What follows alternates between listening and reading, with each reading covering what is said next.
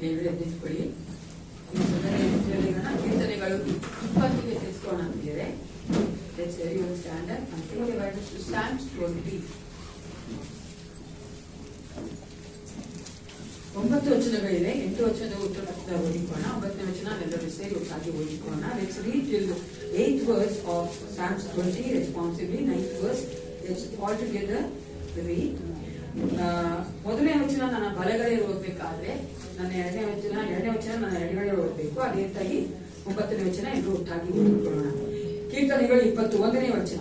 ಇಕ್ಕಟ್ಟಿನಲ್ಲಿ ಯೆಹೋವನು ನಿನ್ನ ಪ್ರಾರ್ಥನೆಯನ್ನು ಕೇಳಲಿ, ಯೆಹೋವನ ದೇವರ ನಾಮವು ನಿನ್ನನ್ನು ಉದ್ಧಾರ ಮಾಡಲಿ.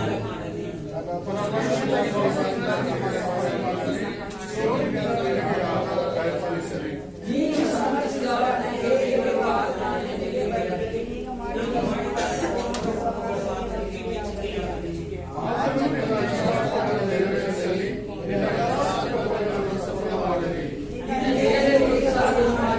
ನಮ್ಮ ದೇವರ ಹೆಸರನ್ನು ಹೃದಯದಲ್ಲಿಟ್ಟು ಯೆಹೋವನು ನಿನ್ನ ಎಲ್ಲಾ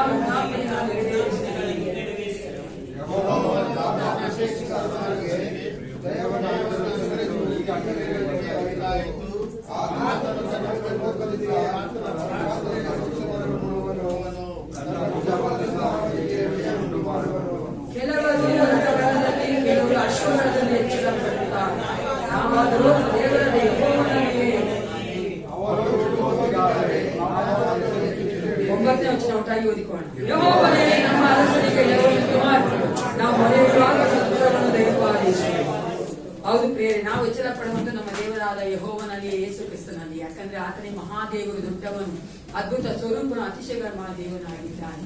ಜೀವ ಸ್ವರೂಪ ದೇವನ ಮುಂಭಾಗದಲ್ಲಿ ನಿಂತಿದ್ದೇವೆ ಪ್ರಿಯರೇ.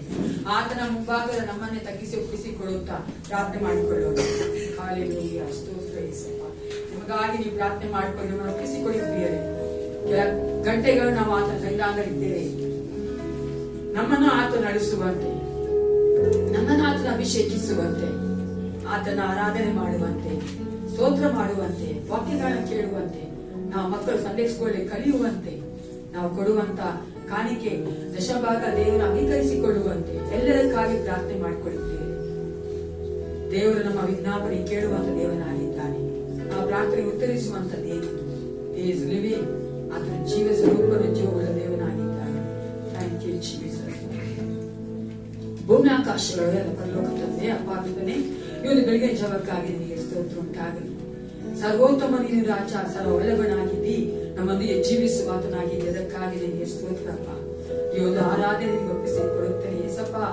ನೀನು ಮಹಿಮೆ ಹೊಂದಿಕೊಳ್ಳುವಂತೆ ನಾವು ಆರಾಧನೆ ಮಾಡಬೇಕಾಗಿದೆಯಲ್ಲಪ್ಪ. ನೀವು ನಂಬೇಕಾದ ಬಲವನ್ನ ಕೊಡು, ಜ್ಞಾನವನ್ನ ಕೊಡು, ಸಾಮರ್ಥ್ಯವನ್ನ ಕೊಡು ಯೇಸಪ್ಪ. ನಾವು ಕರ್ತನೆ ಪೂರ್ಣ ಹೃದಯದಿಂದ ನಿಮ್ಮನ್ನು ಪ್ರೀತಿಸುತ್ತಾ ನಿಮಗೆ ಆರಾಧನೆ ಮಾಡುವಂತೆ, ನಿನ್ನ ವಾಕ್ಯಗಳನ್ನ ಕೇಳುವಂತೆ ಯೇಸಪ್ಪ. ಪ್ರತಿಯೊಂದು ಭಾಗದಲ್ಲಿಯೂ, ಈ ಆರಾಧನೆಯ ಒಂದೊಂದು ಭಾಗದಲ್ಲಿಯೂ ನಾವು ಮಹಿಮೆ ಆಗುವಂತೆ ನಮ್ಮನ್ನು ನಡೆಸಿಕೊಡು ಕರ್ತನೆ. ನಮ್ಮೆಲ್ಲರ ತಗ್ಗಿಸಿ ಒಪ್ಪಿಸಿಕೊಳ್ಳುತ್ತೇನೆ. ಈ ಆರಾಧನೆಗೋಸ್ಕರ ಬರುತ್ತ ಮಕ್ಕಳನ್ನ ಕರ್ತನೆ ಸಕಾಲ ಕರ್ಕೊಂಡು ಬರ್ಬೇಕೆಂದು ನಾನು ಬೇಡುತ್ತೇನಪ್ಪ.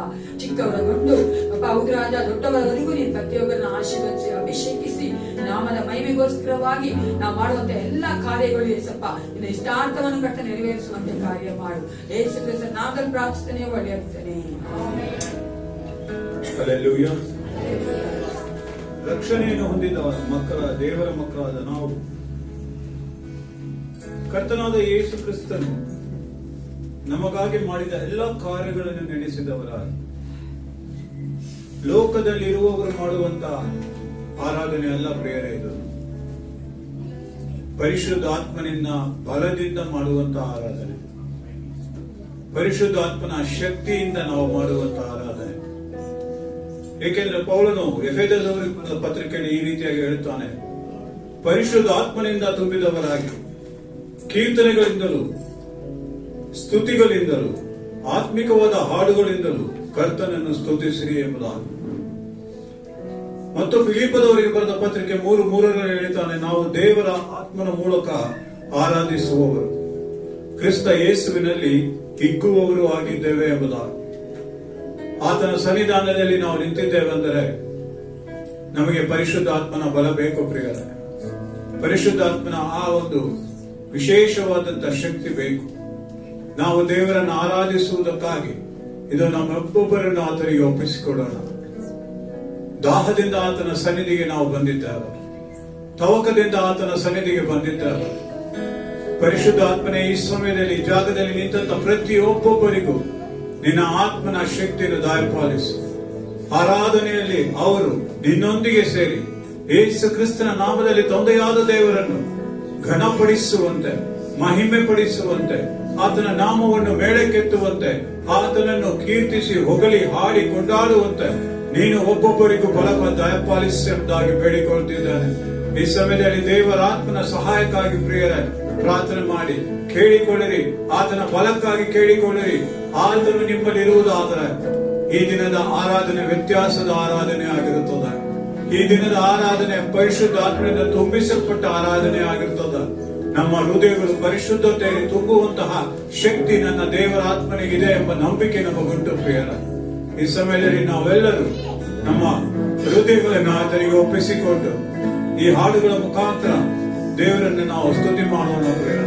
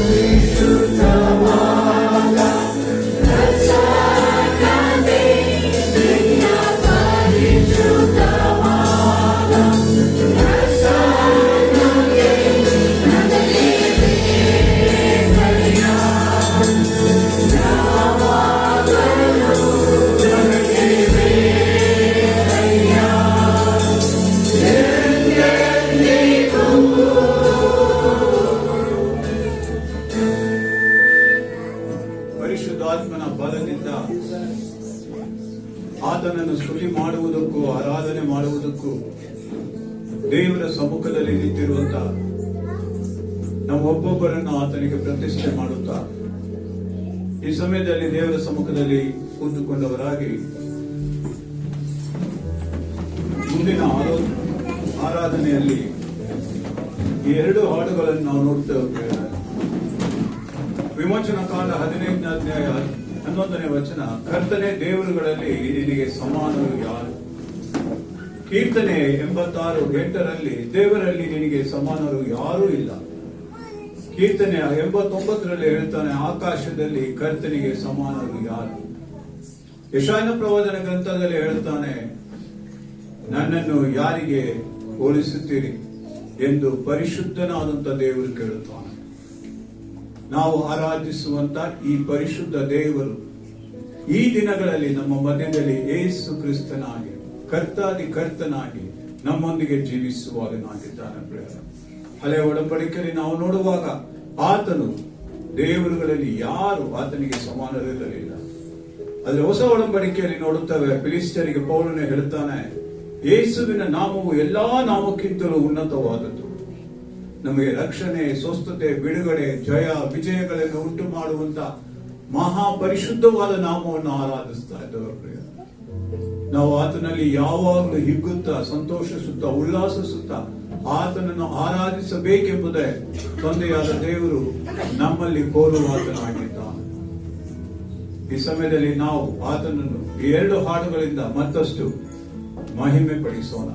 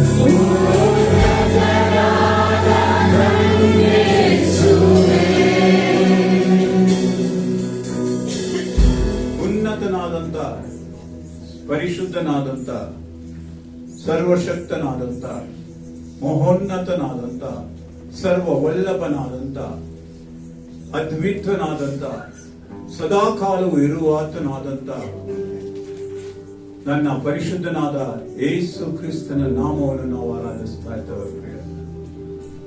ಆತ ನಾಮವನ್ನು ಹೇಳಿಕೊಳ್ಳುವವರೆಲ್ಲರಿಗೂ ರಕ್ಷಣೆ ಉಂಟಾಗುತ್ತದೆ ಎಂಬುದಾಗಿ ವೇದ ವಾಕ್ಯವು ಹೇಳುತ್ತದೆ. ಆ ರಕ್ಷಣೆಯ ಭಾಗ್ಯ ನಮಗೆ ದೇವರು ಒದಗಿಸಿದ್ದಕ್ಕಾಗಿ ನಾವು ಆತನಿಗೆ ಸ್ತೋತ್ರ ಮಾಡುತ್ತಾ ಇದ್ದೇವೆ.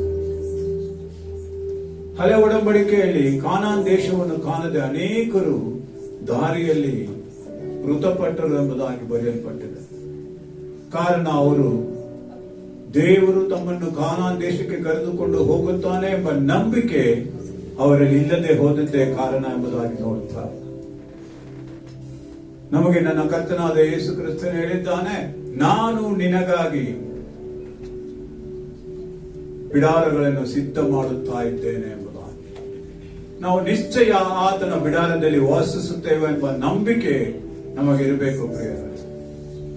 ಯಾರು ನಂಬಿದರೋ ಅವರು ಮಾತ್ರ ಕಾನಾನ್ ದೇಶವನ್ನು ಆಕ್ರಮಿಸಿಕೊಂಡರು ಎಂಬುದಾಗಿ ಬರೆಯಲ್ಪಟ್ಟಿದೆ. ಕಾಲೇಬನು ನಂಬಿದನು, ಯೆಹೋಶುವನು ನಂಬಿದನು. ಅವರು ನಂಬಿದ ಕಾರಣ ಅವರು ಆ ದೇಶದಲ್ಲಿ ಕಾಲಿಡುವುದಕ್ಕೆ ದೇವರು ಬಲವಾಗಿ ಅವರನ್ನು ಉಪಯೋಗಿಸಿಕೊಂಡರು ಎಂಬುದಾಗಿ ಬರೆಯಲ್ಪಟ್ಟಿದೆ. ಈ ದಿನದಲ್ಲಿ ನಾವು ಸಹ ಆರಾಧನೆ ಮಾಡುವಾಗ ನಂಬಿಕೆಯಲ್ಲಿ ಆರಾಧನೆ ಮಾಡುವವರಾಗಿದ್ದಾರೆ. ಏಕೆಂದರೆ ಪ್ರಕಟಣೆ ಗ್ರಂಥದಲ್ಲಿ ಈ ರೀತಿಯಾಗಿ ಹೇಳಿದೆ, ಹೆದರಬೇಡ, ನಾನು ಮೊದಲನೆಯವನು, ಕೊಡೆಯವನು, ಸದಾ ಜೀವಿಸುವವನೂ ಆಗಿದ್ದೇನೆ, ಸತ್ತವನಾದೆನು ಮತ್ತು ಯುಗಾಂತರದಲ್ಲಿಯೂ ಬದುಕುವವನಾಗಿದ್ದೇನೆ. ಮರಣದ ಮತ್ತು ಪಾತಾಳದ ಬೀಗದ ಕೈಗಳು ನನ್ನಲ್ಲವೇ ಎಂಬುದಾಗಿ. ಯೇಸು ಮರಣವನ್ನು ನಿರ್ಮೂಲ ಮಾಡಿ ಜೀವವನ್ನು ಪ್ರಕಟ ಮಾಡಿದ್ದಾನೆ ಎಂಬುದಾಗಿ ಪೌಲನು ತಿಮೋಥಿ ಬರೆದ ಪತ್ರಿಕೆಯಲ್ಲಿ ತಿಳಿಸುತ್ತಾನೆ. ನಮ್ಮನ್ನು ಜೀವಂತವಾಗಿ ಇಡುವುದಕ್ಕಾಗಿ ನನ್ನ ದೇವರಾದ ಯೇಸು ಕ್ರಿಸ್ತನು ಪರಲೋಕದ ಮಹಿಮೆಯನ್ನು ಬಿಟ್ಟು ಬಂದಿದ್ದಾನೆ. ಅಂತಹ ನಾಮ ಅತಿ ಶ್ರೇಷ್ಠವಾದ ನಾಮ. ಆ ನಾಮ ಯಾರಿಗೆಲ್ಲ ದೊರಕಿದೆಯೋ ಅವರಿಗಿಂತ ಭಾಗ್ಯವಂತರು ಈ ಭೂಲೋಕದಲ್ಲಿ ಮತ್ತೊಬ್ಬರಿಲ್ಲ. ಈ ಭೂಲೋಕದಲ್ಲಿ ಇರುವಂತಹ ಕಾರ್ಯಗಳನ್ನು ಗುರುತುಪಡಿಸಿ ನಾವು ಏನಾಗಿದ್ದೇವೆ ಎಂಬುದಾಗಿ ಅಲ್ಲ, ನಾವು ಆರಾಧಿಸುವ ದೇವರು ಏನಾಗಿದ್ದಾನೆ ಎಂಬುದಾಗಿ ನೆನೆಸಿ ನಾವು ಆರಾಧನೆ ಮಾಡೋದಕ್ಕಾಗಿ ಆತನ ಸಮ್ಮುಖದಲ್ಲಿ ಬಂದಿದ್ದಾರೆ. ಈ 2 ಹಾಡುಗಳ ಮುಖಾಂತರ ನಾವು ಆತನನ್ನು ಮತ್ತಷ್ಟು ಮಹಿಮೆ ಪಡಿಸಿ ಆತನ ನಾಮವನ್ನು ಘನಪಡಿಸುವಂತೆ ಸಮರ್ಪಣೆಯಿಂದ ಈ ಹಾಡುಗಳನ್ನು ಹಾಡಿಕೊಳ್ಳೋಣ ಪ್ರಿಯರೇ.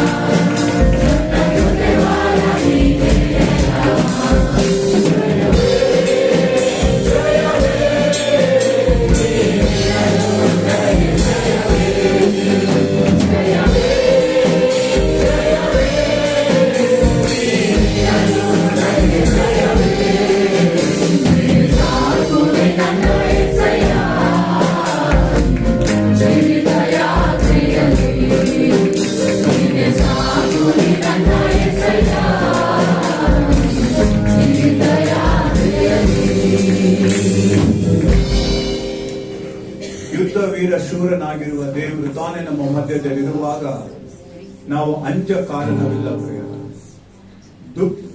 ದುಷ್ಟ ಸೈನ್ಯವು ನಮ್ಮನ್ನು ಎದುರಿಸುವಾಗಲೂ ಸಹ ಆತನು ನಮ್ಮೊಂದಿಗೆ ಇರುವ ದೇವನಾಗಿದ್ದ. ಈ ಸಮಯದಲ್ಲಿ ಆತನ ಸಮ್ಮುಖದಲ್ಲಿ ನಾವು ಎದ್ದು ನಿಂತುಕೊಂಡವರಾಗಿ ನಮ್ಮನ್ನು ಆರಾಧನೆಗಾಗಿ ಸಂಪೂರ್ಣವಾಗಿ ಆತನ ಪಾದಕ್ಕೆ ನಮ್ಮನ್ನು ಸಮರ್ಪಿಸಿಕೊಳ್ಳಬೇಕು.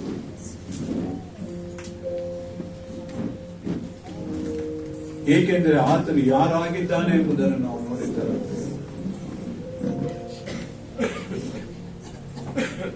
ಆತನ ಮಹಿಮೆಯ ಬಲವನ್ನು ನಾವು ಕಂಡಿದ್ದೇವೆ. ಆತನ ನಾಮದ ಮಹತ್ವವನ್ನು ತಿಳಿದಿದ್ದೇವೆ. ಆತನ ಸಮ್ಮುಖದಲ್ಲಿ ಬರುವುದಕ್ಕೆ ನಾವು ಯಾವಾಗಲೂ ಆಸೆ ಉಳ್ಳವರಾಗಿದ್ದಾರೆ. ಆತನ ನಾಮವನ್ನು ಉನ್ನತವಾದಂತ ಆ ನಾಮಕ್ಕೆ ಸರಿಯಾಗಿ ಯೋಗ್ಯವಾಗಿ ಆರಾಧನೆ ಮಾಡುವುದಕ್ಕಾಗಿ ಆತನನ್ನು ಬಯಸಿ ನಾವು ಬಂದಿದ್ದೇವೆ. ಈ ದಿನ ನಮ್ಮ ಕಣ್ಣುಗಳು ನಮ್ಮ ಹೃದಯಗಳು ಕಾಣುವಂಥದ್ದು ಆತನನ್ನು ಮಾತ್ರ, ಮನುಷ್ಯನನ್ನಲ್ಲ. ಏಕೆಂದರೆ ಮನುಷ್ಯನಿಂದ ಅದು ಸಾಧ್ಯವಿಲ್ಲ. ಮನುಷ್ಯನ ವಾಕ್ಯಗಳು ಆತನು ಸತ್ತಂತ ದಿನವೇ ಆತನ ಎಲ್ಲಾ ಸಂಕಲ್ಪಗಳು ಸಹ ತೀರಿ ಹೋಗುತ್ತವೆ ಎಂಬುದಾಗಿ ಬರೆಯಲ್ಪಟ್ಟಿದೆ. ಆದರೆ ನನ್ನ ಕರ್ತನಾದ ಯೇಸು ಕ್ರಿಸ್ತನ ವಾಕ್ಯಗಳು ಯುಗ ಯುಗಾಂತರಕ್ಕೂ ಕಾರ್ಯ ಮಾಡುವಂತ ವಾಕ್ಯಗಳು, ಯುಗ ಯುಗಾಂತರಕ್ಕೂ ಅದು ನಡೆಸುವಂತ ವಾಕ್ಯಗಳು. ಇದು ನನಗೂ ಮತ್ತು ನನ್ನ ತಲೆಮಾರುಗಳಿಗೂ ಅದು ವಿಶೇಷವಾದಂತ ಒಂದು ಬಲವಾದ ವಾಕ್ಯಗಳು. ಅದು ಕೈ ಬಿಡದಂತ ವಾಕ್ಯಗಳು, ಪರಿಶುದ್ಧವಾದಂತ ವಾಕ್ಯಗಳು, ನಮ್ಮನ್ನು ನೆಲೆ ನಿಲ್ಲಿಸುವಂತ ವಾಕ್ಯಗಳು, ದಾರಿ ತಪ್ಪದಂತೆ ಮಾಡುವ ವಾಕ್ಯಗಳು, ಯಾವಾಗಲೂ ನಮ್ಮೊಂದಿಗಿರುವಂತ ವಾಕ್ಯಗಳು, ಸದಾಕಾಲವೂ ನಮ್ಮನ್ನು ಎಚ್ಚರಿಸುವಂತ ವಾಕ್ಯಗಳು, ಪಾಪದಲ್ಲಿ ಬಿದ್ದಂತ ನಮ್ಮನ್ನು ಎಚ್ಚರಿಸುವಂತಹ ವಿಶೇಷವಾದ ಒಂದೇ ಒಂದು ವಾಕ್ಯ ಈ ಭೂಲೋಕದಲ್ಲಿ ಇದೆ ಎಂದರೆ ಅದು ಯೇಸು ಕ್ರಿಸ್ತನ ವಾಕ್ಯ ಮಾತ್ರ ಪ್ರಿಯರೇ. ಅಂತಹ ವಾಕ್ಯಕ್ಕೆ ನಾವು ಈ ಮುಂಜಾನೆ ವೇಳೆಯಲ್ಲಿ ಬಲದಿಂದ ಆರಾಧಿಸುವುದಕ್ಕಾಗಿ ಬಂದಿದ್ದೇವೆ. ವಾಕ್ಯದ ಮೇಲೆ ನಂಬಿಕೆ ಇಟ್ಟು ನಾವು ಬಂದಿದ್ದೇವೆ. ಇದು ನಾವು ಕಾಣಾನನ್ನು ಕಾಣುತ್ತೇವೆ ಎಂಬ ನಂಬಿಕೆಯಲ್ಲಿ ಬಂದಿದ್ದೇವೆ. ದೇವರು ತಾನೇ ನಮ್ಮ ಮಧ್ಯದಲ್ಲಿ ಇದ್ದಾನೆ ಎಂಬ ವಿಶೇಷವಾದಂತಹ ನಂಬಿಕೆಯಲ್ಲಿ ಆತನ ಸಮ್ಮುಖದಲ್ಲಿದ್ದೇವೆ ಪ್ರಿಯರ. ಇದು ನೀರಿನ ಆ ಮಡಿಕೆಗಳು ಒಡೆದು ಹೋಗಿರಬಹುದು, ನೀರು ನಮ್ಮ ಕಣ್ಣಿಗೆ ಕಾಣದಿರಬಹುದು, ಆದರೆ ದೇವರ ವಾಕ್ಯವು ಹೇಳುತ್ತದೆ ನೀವು ತೃಪ್ತಿಗೊಳ್ಳುತ್ತೀರಿ ಎಂಬುದಾಗಿ. ನೀವು ಅದರ ಮಧ್ಯದಲ್ಲಿ ನಿಲ್ಲುವಂತಹ ದೇವರು ಈ ಮುಂಜಾನೆ ವೇಳೆ ಕಾರ್ಯಗಳನ್ನು ಮಾಡುತ್ತಾನೆ ಎಂಬುದಾಗಿ ಹೇಳುವಾತನಾಗಿದ್ದಾನೆ ಪ್ರಿಯರ. ನಾವು ಕೈ ಬಿಡಲ್ಪಟ್ಟವರಲ್ಲ ಪ್ರಿಯರ. ನಾವು ಹಂಚಿಕೊಂಡು ಪ್ರಾರ್ಥನೆ ಮಾಡಬೇಕಾಗಿಲ್ಲ, ಹಂಚಿಕೊಂಡು ದೇವರ ಆರಾಧನೆ ಮಾಡಬೇಕಾಗಿಲ್ಲ. ಧೈರ್ಯದಿಂದ ಆರಾಧನೆ ಮಾಡುತ್ತೇವೆ. ಏಕೆಂದರೆ ದುಷ್ಟ ಸೈನ್ಯಗಳು ನಮ್ಮ ಎದುರಿಗೆ ನಿಂತರೂ ಸಹ ನನ್ನ ದೇವರು ಹೇಳುತ್ತಾನೆ, ನಾನು ನಿನಗೆ ಜೊತೆಗಾರನಾಗಿದ್ದೇನೆ, ನಾನು ನಿನಗೆ ನಾವಿಕನಾಗಿದ್ದೇನೆ, ನಾನು ನಿನ್ನನ್ನು ಬಲಪಡಿಸುವಾತನಾಗಿದ್ದೇನೆ, ನಾನು ನಿಮ್ಮ ಮಧ್ಯದಲ್ಲಿ ಆಶ್ಚರ್ಯ ಕಾರ್ಯಗಳನ್ನು ಮಾಡಲು ಶಕ್ತ ಎಂಬುದಾಗಿ. ನಾನೇ ನಿಮ್ಮನ್ನು ಕರೆದಿದ್ದೇನೆ, ನಾನೇ ನಿಮ್ಮನ್ನು ನಡೆಸುತ್ತೇನೆ, ನಾನೇ ನಿಮ್ಮನ್ನು ಸಾಕುತ್ತೇನೆ, ನಾನೇ ನಿಮ್ಮನ್ನು ಸಲುಹುತ್ತೇನೆ, ನಾನೇ ನಿಮ್ಮ ಮಧ್ಯದಲ್ಲಿ ಕಾರ್ಯಗಳನ್ನು ನಡೆಸುವಂತಹ ಮಹಾರಾಜನಾಗಿದ್ದೇನೆ ಎಂಬುದಾಗಿ ಆತನು ಹೇಳುತ್ತಾನೆ. ಪ್ರಿಯರ, ನಿಮ್ಮ ಕಣ್ಣುಗಳು ಆತನ ಕಡೆಗೆ ಎತ್ತಲ್ಪಡಲಿ, ನಿಮ್ಮ ಹೃದಯಗಳು ಆತನ ಕಡೆಗೆ ಎತ್ತಲ್ಪಡಲಿ. ಏಕೆಂದ್ರೆ ನಮ್ಮ ಆಶ್ರಯಗಿರಿಯಾಗಿರುವಂತ ನನ್ನ ದೇವನನ್ನು ನಾವು ಆರಾಧಿಸುವುದಕ್ಕಾಗಿ ಆತನ ಸಮ್ಮುಖದಲ್ಲಿ ನಿಂತಿದ್ದೇವೆ. ಪ್ರಿಯರ, ಈ ಸಮಯದಲ್ಲಿ ನಮ್ಮನ್ನು ಒಪ್ಪಿಸಿಕೊಟ್ಟು ಆರಾಧನೆ ಹಾಡುಗಳನ್ನು ನಾಡುವಂತ ನಮ್ಮನ್ನು ಸಂಪೂರ್ಣವಾಗಿ ಸಮರ್ಪಿಸೋಣ. ಪ್ರಿಯರ,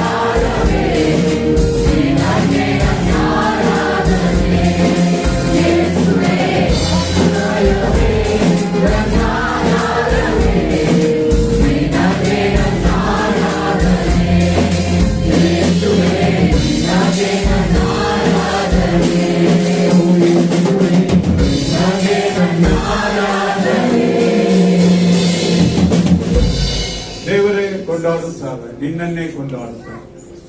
ನೀನು ನಮ್ಮ ಸಮೀಪ ಇರುವುದಕ್ಕಾಗಿ ನಿನ್ನನ್ನು ಕೊಂಡಾಡುತ್ತಾರೆ. ಈ ಮುಂಜಾನೆ ವೇಳೆಯಲ್ಲಿ ದೇವರೇ, ನೀನು ತಾನೇ ನಮ್ಮ ಮಧ್ಯದಲ್ಲಿ ಇದ್ದುಕೊಂಡು ಎಲ್ಲ ಘನ ಮಾನ ಮಹಿಮೆಗಳನ್ನು ಹೊಂದಿಕೊಂಡದಕ್ಕಾಗಿ ನಿನಗೆ ಸ್ತೋತ್ರ. ಯೇಸುವಿನ ಮಹಾಪರಿಶುದ್ಧವಾದ ನಾಮದಲ್ಲಿ ಬೇಡುತ್ತೇನೆ, ನನ್ನ ತಂದೆಯೇ.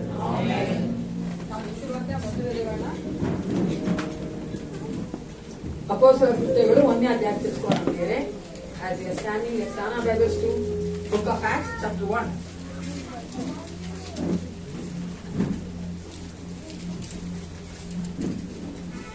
ಏಳು ಮತ್ತು 8ನೇ ವಚನ. 7 and 8 verse. ನಾವು ಒಟ್ಟಾಗಿ ಓದಿಕೊಳ್ಳುವರಾಗಿದ್ದೇವೆ. We are going to read together as the book of Acts, chapter 1, 7 and 8. ಅಪೊಸ್ತಲರ ಕೃತ್ಯಗಳು 1ನೇ ಅಧ್ಯಾಯ 7 ಮತ್ತು 8ನೇ ವಚನ. ಎಲ್ಲರೂ ಒಟ್ಟಾಗಿ ಓದಿಕೊಳ್ಳೋಣ. ಆತನು ಅವರಿಗೆ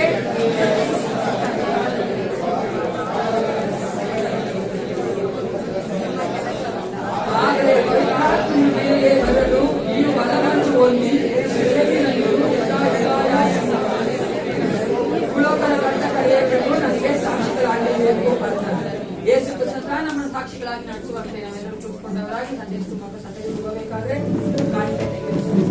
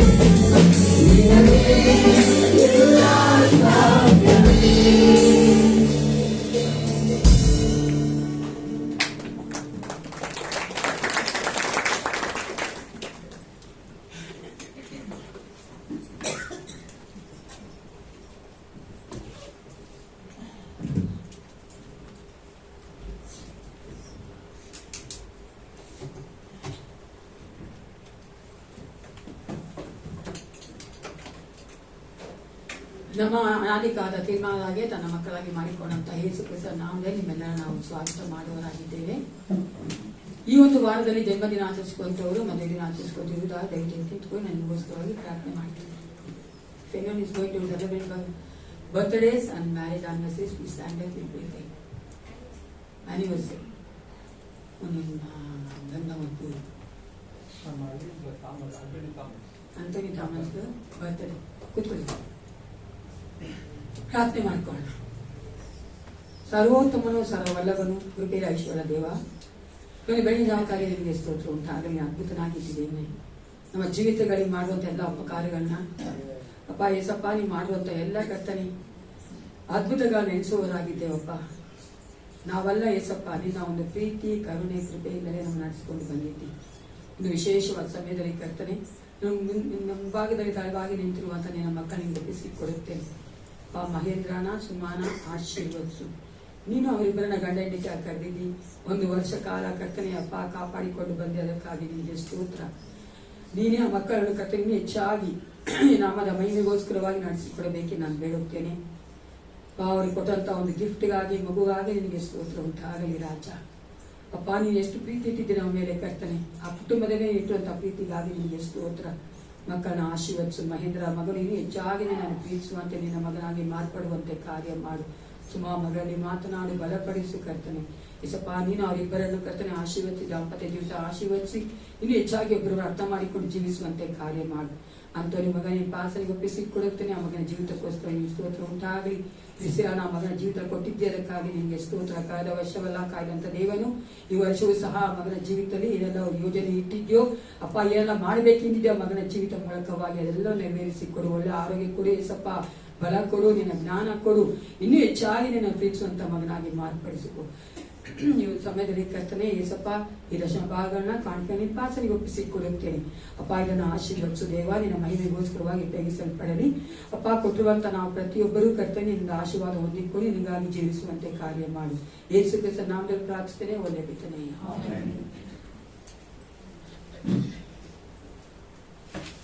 ಹಲ್ಲೆಲೂಯಾ. ಎಲ್ಲರೂ ಚೆನ್ನಾಗಿದ್ದೀರಿ? Very nice.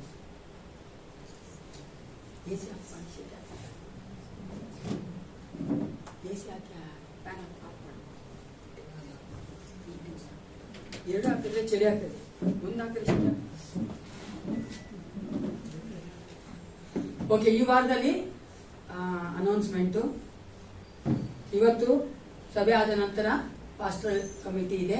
ಪಾಸ್ಟರ್ ಕಮಿಟಿ ಎಲ್ಲರೂ ದಯವಿಟ್ಟು ಬರಬೇಕು, ನಾನು ನಿಮ್ಮನ್ನ ಪ್ರೀತಿಯಿಂದ ಕೇಳ್ಕೊಳ್ತೇನೆ. ನೆಕ್ಸ್ಟ್ ವೀಕು ಸ್ಯಾಟರ್ಡೆ ಹಾಡಿನ ಅಭ್ಯಾಸ ಇರ್ತದೆ ಸಾಯಂಕಾಲ 7 ಗಂಟೆಗೆ. ಭಾನುವಾರ ಆರಾಧನೆಗೋಸ್ಕರವಾಗಿ ತಯಾರಿ ಮಾಡೋದಕ್ಕಾಗಿ ಸಿದ್ಧ ಮಾಡುವುದಕ್ಕಾಗಿ ಎಲ್ಲರೂ ಬಂದು ಯಾರೆಲ್ಲ ಆರಾಧನೆ ಇದ್ದೀರೋ, ಆರಾಧನೆ ನಡೆಸುವಂತವರು, ಹಾಡು ಆಡುವಂತವರು ಬರಬೇಕನ್ನ ನಾನು ಪ್ರೀತಿನ ಕೇಳ್ಕೊಳ್ತೇನೆ. ನೆಕ್ಸ್ಟ್ ವೀಕು ಸಂಡೇ 8 ನಮ್ಮ ಸಭೆಯಲ್ಲಿ ನಾಡ ಆರಾಧನೆ ಇದೆ. ಆರಾಧನೆ ಆದ ನಂತರ ಮೆನ್ಸ್ ಫೆಲೋಶಿಪ್ ದಯವಿಟ್ಟು ಕೇಳಿಸ್ಕೊಳ್ಳಿ. ಎಲ್ಲ ಪುರುಷರು ಸಭೆ ಆದ ನಂತರ ನೆಕ್ಸ್ಟ್ ವೀಕ್ ಇರಬೇಕಂತ ಕೇಳ್ಕೊಳ್ತೇವೆ. ಗೆಸ್ಟ್ ಸ್ಪೀಕರ್ ನ ಕರೆದಿದ್ದೇವೆ, ಅವರು ನಿಮ್ಮೊಟ್ಟಿಗೆ ಮಾತನಾಡುವವರಾಗಿದ್ದಾರೆ. ಅದಕ್ಕೋಸ್ಕರವಾಗಿ ಎಲ್ಲ ಮೇಲ್ ಅಂದ್ರೆ ಎಲ್ಲ ಗಂಡಸರು, ಎಲ್ಲ ಸಹೋದರರು ದಯವಿಟ್ಟು ನೆಕ್ಸ್ಟ್ ವೀಕ್ ಸಭೆ ಆದ ನಂತರ ಇರ್ಬೇಕಂತ ನಾನು ನಿಮ್ಮನ್ನ ಪ್ರೀತಿಯಿಂದ ಕೇಳ್ಕೊಳ್ತೇನೆ. ಹಲ್ಲೆಲೂಯಾ. ಅದೇ ಅದು ಗಂಡು ಮಕ್ಕಳು ಏನೇ ಆಗ ಗಂಡು ಮಕ್ಕಳಿಗೆ ವೆರಿ ನೈಸ್.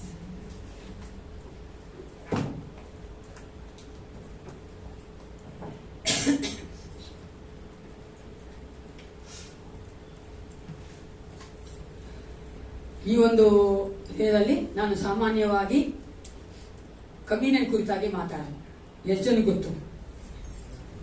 ಎಲ್ಲರೂ ಗೊತ್ತಲ್ವಾ? ನಾನು ಕಮ್ಯುನಿಯನ್ನೇ ಮಾತಾಡೋದು. ಯಾಕಂದ್ರೆ ಕಮ್ಯುನಿಯನ್ ಕುರಿತಾಗಿ ನೀವು ಚೆನ್ನಾಗಿ ಅರ್ಥ ಮಾಡ್ಕೋಬೇಕು ಅನ್ನೋ ಉದ್ದೇಶದಿಂದ. ಆದ್ರೆ ಈ ವಾರ ನಾನು ಕಳೆದ ವಾರ ಪ್ರಾರಂಭ ಮಾಡಿದಂತ ಆ ಒಂದು ಸರ್ಮನ್ ಅನ್ನೇ ನಾನು ಕಂಟಿನ್ಯೂ ಮಾಡುವವಳಾಗಿದ್ದೇನೆ. ಲಾಸ್ಟ್ ವೀಕ್ ನಾನು ನಿಮ್ಮೊಟ್ಟಿಗೆ ಮಾತನಾಡಿದ ಸಬ್ಜೆಕ್ಟ್ ಏನಂತ ಗೊತ್ತಾ? ಏನ್ ಮಾತಾಡಿದೆ? ಒಂದೇ ಒಂದು ವಾರ ಆಗಿತ್ತು. Last week identity. ನಾವು ಯೇಸು ಕ್ರಿಸ್ತನಲ್ಲಿ ಏನಾಗಿದ್ದೇವೆ? ಹೂ ಆಮ್ ಐ ಅಲ್ವಾ? ಆ ಪೊಸಿಷನ್ ಇನ್ ಕ್ರೈಸ್ಟ್. ಕ್ರಿಸ್ತನಲ್ಲಿ ನಮ್ಮ ಸ್ಥಾನವೇನಾಗಿತ್ತು ಅಂತ ಕೇಳಿದೆ. ಕರೆಕ್ಟ್ ಅಲ್ವಾ? ಸ್ವಲ್ಪ ಅದನ್ನ ಹಾಕೋಬಂತ ಮೈಂಡ್ ಸ್ವಲ್ಪ ಬ್ರಷ್ ಅಪ್ ಮಾಡಿ. ಆವಾಗ ನಾನು ಹೇಳಿದ್ದೆ ನಿಮ್ಗೆ, ದೇವರು ಯೂಶಲ್ ಆಗಿ ನಾವು ಮನುಷ್ಯರು ಏನ್ ಮಾಡ್ತೇವೆ, ನಾನು ಯಾರೆಂಬುದನ್ನ ತಿಳಿದುಕೊಳ್ಳೋದಿಲ್ಲ. ಆದ್ರೆ ಬೇರೆಯವರು ನನ್ನ ಬಗ್ಗೆ ಏನ್ ಅನ್ಕೊಂತಾರೆ ಅದನ್ನೇ ನಾನು ಅಧಿಕವಾಗಿ ಯೋಚನೆ ಮಾಡ್ತೇನೆ ಅಲ್ವಾ. ನನ್ನ ನೋಡಿ ಬೇರೆಯವ್ರು ಏನ್ ಅನ್ಕೊಂಡಿದ್ದಾರೆ, ಬೇರೆಯವರ ದೃಷ್ಟಿಯಲ್ಲಿ ನಾನೇನಾಗಿದ್ದೇನೆ, ನನ್ನ ದೃಷ್ಟಿಯಲ್ಲಿ ನಾನೇನಾಗಿದ್ದೇನೆ ಅಲ್ವಾ. ಆದ್ರೆ ಎಲ್ಲಕ್ಕಿಂತ ಹೆಚ್ಚಾಗಿ ನಾನು ರಿಯಲ್ ಆಗಿ ಏನಾಗಿದ್ದೇನೆ ಅನ್ನೋದನ್ನ ನಾವು ಮರ್ತೋಗ್ತೀವಿ. ಏಸಪ್ಪ ಒಬ್ಬನೇ ಆ ಕ್ವಶನ್ಗೆ ಆನ್ಸರ್ ಮಾಡಕ್ ಆಗೋದು ಅಂತ ನಾನು ಹೇಳಿದ್ದೆ. ಅದ ನಂತರ ನಾವು ನೋಡಿದ್ವಿ, ನಾವು ಯೇಸು ಕ್ರಿಸ್ತನ ಬರಕ್ಕೆ ಮುಂಚಿತವಾಗಿ ದೇವರು ನಮ್ಮನ್ನ ಯಾವ ರೀತಿಯಾಗಿ ನೋಡುತ್ತಾನೆ, ನಾವು ವಿಶ್ವಾಸ ಆಗೋದು ಮುಂಚಿತವಾಗಿ ದೇವರು ನಮ್ಮನ್ನ ಯಾವ ರೀತಿಯಾಗಿ ನೋಡುತ್ತಾನೆ ಅಂತ ಹೇಳಿದಾಗ ನಾನು ಬ್ರೀಫ್ ಆಗಿ ಹೇಳ್ತೇನೆ. ನಾವು ದಂಡನೆಗೆ ಒಳಪಟ್ಟವರು, ತೀರ್ಪಿಗೆ ಒಳಪಟ್ಟವರಾಗಿ ದೇವರು ನೋಡುತ್ತಾನೆ. ನಾವು ಕಳೆದು ಹೋದಂತವರಾಗಿ ದೇವರು ನಮ್ಮನ್ನು ನೋಡುತ್ತಾನೆ. ನಾವು ದೇವರ ಮುಂಭಾಗದಲ್ಲಿ ಅಪರಾಧಿಗಳಾಗಿ ನಿಂತಿದ್ವು.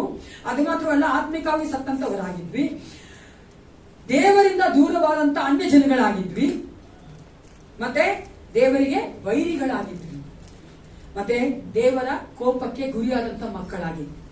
ಕರೆಕ್ಟಾ? ಸ್ವಲ್ಪ ಅದನ್ನ ಅಕ್ಕ ಬಂತ. ಇದೆಲ್ಲವನ್ನ ನಾವು ಏಸಪ್ಪ ಅಂತ ಬರಕ್ ಮುಂಚೆ, ವಿಶ್ವಾಸಿಗಳಾಗ ಮುಂಚಿತವಾಗಿ ದೇವರು ನಮ್ಮನ್ನ ಆ ರೀತಿಯಾಗಿ ಕಾಣ್ತಾ ಇದ್ವಿ ಅಲ್ವಾ. ಆದ್ರೆ ಕ್ರಿಸ್ತನಲ್ಲಿ ದೇವರು ನಮ್ಮನ್ನ ಈಗ ಅಂದ್ರೆ ವಿಶ್ವಾಸಿಗಳಾದ ನಂತರ ಯಾವ ರೀತಿಯಾಗಿ ನೋಡುತ್ತಾನೆ ಅಂತ ನಾನು ನಿಮ್ಗೆ ಹೇಳಿದ್ದೆ.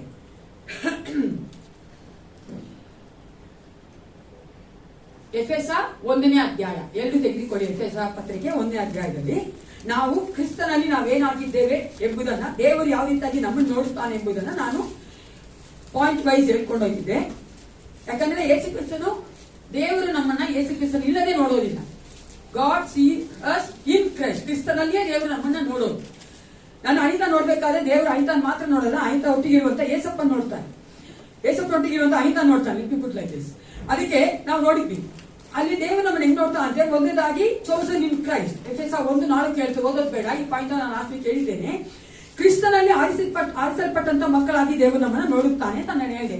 ಪ್ರತಿಯೊಬ್ಬ ವಿಶ್ವಾಸಿನೂ ಏಸಪ್ಪ ದೇವರು ನೋಡೋದು ಏಸು ಕ್ರಿಸ್ತನಲ್ಲಿ ಆರಿಸಲ್ಪಟ್ಟಂತವರಾಗಿ. ಎರಡನೇದಾಗಿ ನಾವು ಹೇಳಿದೆ, ಕ್ರಿಸ್ತನಲ್ಲಿ ನಾವು ವಿಮೋಚನೆ ಹೊಂದಿದಂತ ಮಕ್ಕಳಾಗಿ ದೇವರು ನೋಡುತ್ತಾನೆ. ದೇವರು ನಮ್ಮನ್ನ ಬಿಡುಗಡೆ ಮಾಡಿದಂತ ಮನುಷ್ಯರಾಗಿ ಅಥವಾ ಕ್ರಿಸ್ತನಲ್ಲಿ ನೋಡುತ್ತಾನೆ ಅಂತ ನಾನು ಹೇಳಿದೆ. ಆ ಒಂದು ಬಿಡುಗಡೆ ಅಂತ ಹೇಳ್ಬೇಕಾದ್ರೆ 2 ಪದ ಉಪಯೋಗಿಸಲ್ಪಟ್ಟಿದೆ ಹೊಸ ಒಡಂಬಡಿಕೆಯಲ್ಲಿ. ಒಂದು ಹೇಳಿದೆ ನಿಮ್ಗೆ, ರಿಡಂಪ್ಷನ್ ಅಂಡ್ ಫರ್ಗಿವ್ನೆಸ್, ಅಂದ್ರೆ ವಿಮೋಚಲ್ಪಟ್ಟಿರುವಂತದ್ದು, ಕ್ಷಮಾಪಣೆ ಹೊಂದಿರುವಂತದ್ದು. ಮೂರನೇದಾಗಿ ನಾನು ಹೇಳಿದೆ, ಅದೇ ಎಫೆಸ 1:5 ಹೇಳುವಂತೆ, ದೇವರು ನಮ್ಮನ್ನ ಕ್ರಿಸ್ತನಲ್ಲಿ ದತ್ತು ಸ್ವೀಕಾರ ಮಾಡಿಕೊಂಡಂತ ಪುತ್ರ ಪುತ್ರಿಯರಾಗಿ ನೋಡುತ್ತಾನೆ. God sees me and you as the children of God. ಕ್ರಿಸ್ತನ ಮಕ್ಕಳಾಗಿ ನಮ್ಮನ್ನ ನೋಡುತ್ತಾರೆ.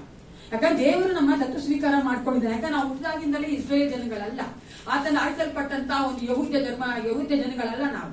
ನಮ್ಮನ್ನ ದೇವರು ಕ್ರಿಸ್ತನಲ್ಲಿ ದತ್ತು ಸ್ವೀಕಾರ ಮಾಡಿಕೊಂಡಿದ್ದಾನೆ. ಅಂದ್ರೆ ನಮ್ಮನ್ನ ಆತನು ಮಕ್ಕಳಾಗಿ ಮಾಡಿಕೊಂಡಿದ್ದಾನೆ. ಆದ್ದರಿಂದ ಆತ ನಮ್ಮನ್ನು ನೋಡಿ ಸಹೋದರ ಸಹೋದರಿಯರೇ ಎಂದು ಕರೆಯುತ್ತಾನೆ, ದೇವರ ವಾಕ್ಯ ಹೇಳ್ತದೆ ಅಂತ ನಾನು ಹೇಳಿ ಅಲ್ವಾ. ಈಗ ನಾವು ನೋಡಲು ಹೋಗುವಂತ ಈ ಒಂದು ದಿನದಲ್ಲಿ ನಾವು ನೋಡುವಂತದ್ದು ಕೆಲವೊಂದು ಪಾಯಿಂಟ್ಗಳನ್ನ ದೇವರು ನಮ್ಮನ್ನ ಯಾವ ರೀತಿಯಾಗಿ ನೋಡುತ್ತಾನೆ ಎಂಬುದನ್ನ ಎಫೆಸ 1ನೇ ಅಧ್ಯಾಯದಲ್ಲಿ ನೋಡುವವರಾಗಿದ್ದೇವೆ. ಪ್ರಾರ್ಥನೆ ಮಾಡಿಕೊಳ್ಳೋಣ. ಸೃಷ್ಟಿಕರ್ತನೇ, ಅಪ್ಪ ಪಿತನೇ, ಒಂದು ಸಮಯದಲ್ಲಿ ರಾಜ ನಿನ್ನ ಮಕ್ಕಳೊಟ್ಟಿಗೆ ಮಾತನಾಡಿ ಕರ್ತನೆ, ನಾವು ನಿನ್ನಲ್ಲಿ ಏನಾಗಿದ್ದೇವೆ ಎಂದು ತಿಳಿದುಕೊಂಡವರಾಗಿ ನಿನ್ನ ಒಂದು ಕರ್ತನೆ ಮೇಜಿನ ಮುಂಭಾಗಕ್ಕೆ ಬರುವಂತೆ ನಮಗೆ ಸಹಾಯ ಮಾಡು ಕರ್ತ. ರಾಜ, ನೀವು ನಮ್ಮನ್ನ ಈಗ ಕರ್ತನೆ ವ್ಯತ್ಯಾಸವಾಗಿ ನೋಡುವ ಆತನಾಗಿದ್ದಿ. ನಮ್ಮನ್ನು ಕ್ರಿಸ್ತನಲ್ಲಿ ಆರಿಸಿಕೊಂಡಂತವನ ಮಕ್ಕಳಾಗಿ ನೋಡ್ತಾ ಇದ್ದೇನಪ್ಪ. ನಮ್ಮನ್ನ ಕರ್ತನೆ ವಿಮೋಚಿಸಲ್ಪಟ್ಟಂತ ಒಂದು ಮಕ್ಕಳಾಗಿ ನೋಡ್ತೇಲ್ಲ ಕರ್ತ. ನಮ್ಮನ್ನ ಕರ್ತನೆ ದತ್ತು ಸ್ವೀಕಾರ ಮಾಡಿಕೊಂಡಂತ ಮಕ್ಕಳಾಗಿ ನೋಡ್ತಾ ಇದ್ದೇಲ್ಲ ಕರ್ತನೆ. ಹೌದು ರಾಜ, ನಿನ್ನ ಮಕ್ಕಳೊಟ್ಟಿಗೆ ಮಾತನಾಡು. ಇನ್ನೂ ಹೆಚ್ಚಾಗಿ ನಾವೇನಾಗಿದ್ದೇವೆ ನಿನ್ನಲ್ಲಿ ಎಂದು ತಿಳಿದುಕೊಂಡು ಅಪ್ಪ, ಹೌದು ರಾಜ, ನಾವು ಯೋಗ್ಯರಾಗಿ ಅರ್ಥಪೂರ್ಣವಾಗಿ ಅಪ್ಪ ನಿನ್ನ ಒಂದು ಮೇಜಿನ ಮುಂಭಾಗಕ್ಕೆ ಬರುವಂತೆ ಸಹಾಯ ಮಾಡು. ಯೇಸು ಕ್ರಿಸ್ತನ ನಾಮದಲ್ಲಿ ಪ್ರಾರ್ಥಿಸ್ತೇನೆ, ಒಳ್ಳೆಯ ಪಿತನೇ. ಒಂದ್ಸಾರಿ ಒಬ್ಬ ಈ ರೀತಿಯಾಗಿ ಹೇಳ್ಬೇಕು, 14 ವಯಸ್ಸು ಅವನಿಗೆ, ಅವ್ರ ಫ್ರೆಂಡಿಗೆ ಹೇಳ್ತಾನಂತೆ, ಇಂಗ್ಲಿಷ್ ಹೇಳ್ತೇನೆ ತುಂಬಾ ಚೆನ್ನಾಗಿ, when your daddy is mad, ಕೋಪ ಮಾಡ್ಕೊಂಡಪ್ಪ, ತುಂಬಾ ಕೋಪ ಇದ್ದಾರೆ, ಅಂಡ್ ಆಸ್ಕ್ ಯು, ನಿನ್ನ ಕೇಳ್ತಾರೆ, ಡು ಐ ಲುಕ್ ಸ್ಟುಪಿಡ್, ನಾನು ಸ್ಟುಪಿಡ್ ಆಗಿ ಕಾಣಿಸ್ತಾ ಇದ್ದೀನ ಅಂದಾಗ, ಡೋಂಟ್ ಆನ್ಸರ್ ಹಿಮ್, ಅವನಿಗೇನು ಹೇಳ್ಬೇಡ ಅಂತ. ಯಾಕೆ ಹೇಳಿ, ನಾವ್ ಹೇಳಿದ್ರು ಕಷ್ಟ, ಹೇಳ್ದೇ ಇದ್ರು ಕಷ್ಟ. ಅನೇಕ ಸಾರಿ ನಮಗೂ ಹಂಗೆ ಆಗೋಗುತ್ತಾನೆ. ಹೇಳಿದ್ರು ಕಷ್ಟ, ಹೇಳದೇ ಇದ್ರು ಕಷ್ಟ. ಹೇಳಿದ್ರೆ ವಿಶ್ವಾಸಿ ಕೋಪ ಮಾಡ್ಕೊಂತಾರೆ, ಹೇಳಿದ್ರೆ ಏಸಪ್ಪ ಕೋಪ ಮಾಡ್ಕೊಂತಾನಲ್ಲ ಅಲ್ವಾ. ಅದಕ್ಕೋಸ್ಕರವೇ ನಾವು ಅನೇಕ ಸಾರಿ ಕೆಲವೊಂದು ಸಾರಿ ನಾವು ಅಂದ್ರೆ ಹಾರ್ಷ ಒಂದು ಬಲವಾಗಿ ಅರ್ಥ ಮಾಡ್ಕೊಳ್ಳಿ ಅಂತ ಮಾತನಾಡುವಂತ ಮಾತುಗಳು. 4ನೇದಾಗಿ ದೇವರು ನಮ್ಮನ್ನು ಯಾವ ತರ ಕಾಣ್ತಾನಂತೆ, ಎಫೆಸ 1:8-14 ವಚನದವರೆಗೂ ಇದೆ. ಆದ್ರೆ ಎಲ್ಲ ವಚನ ಓದೋದು ಬೇಡ. 8ನೇ ವಚನ ಮಾತ್ರ ಯಾರಾದ್ರೂ ಒಬ್ರು ಓದಿ.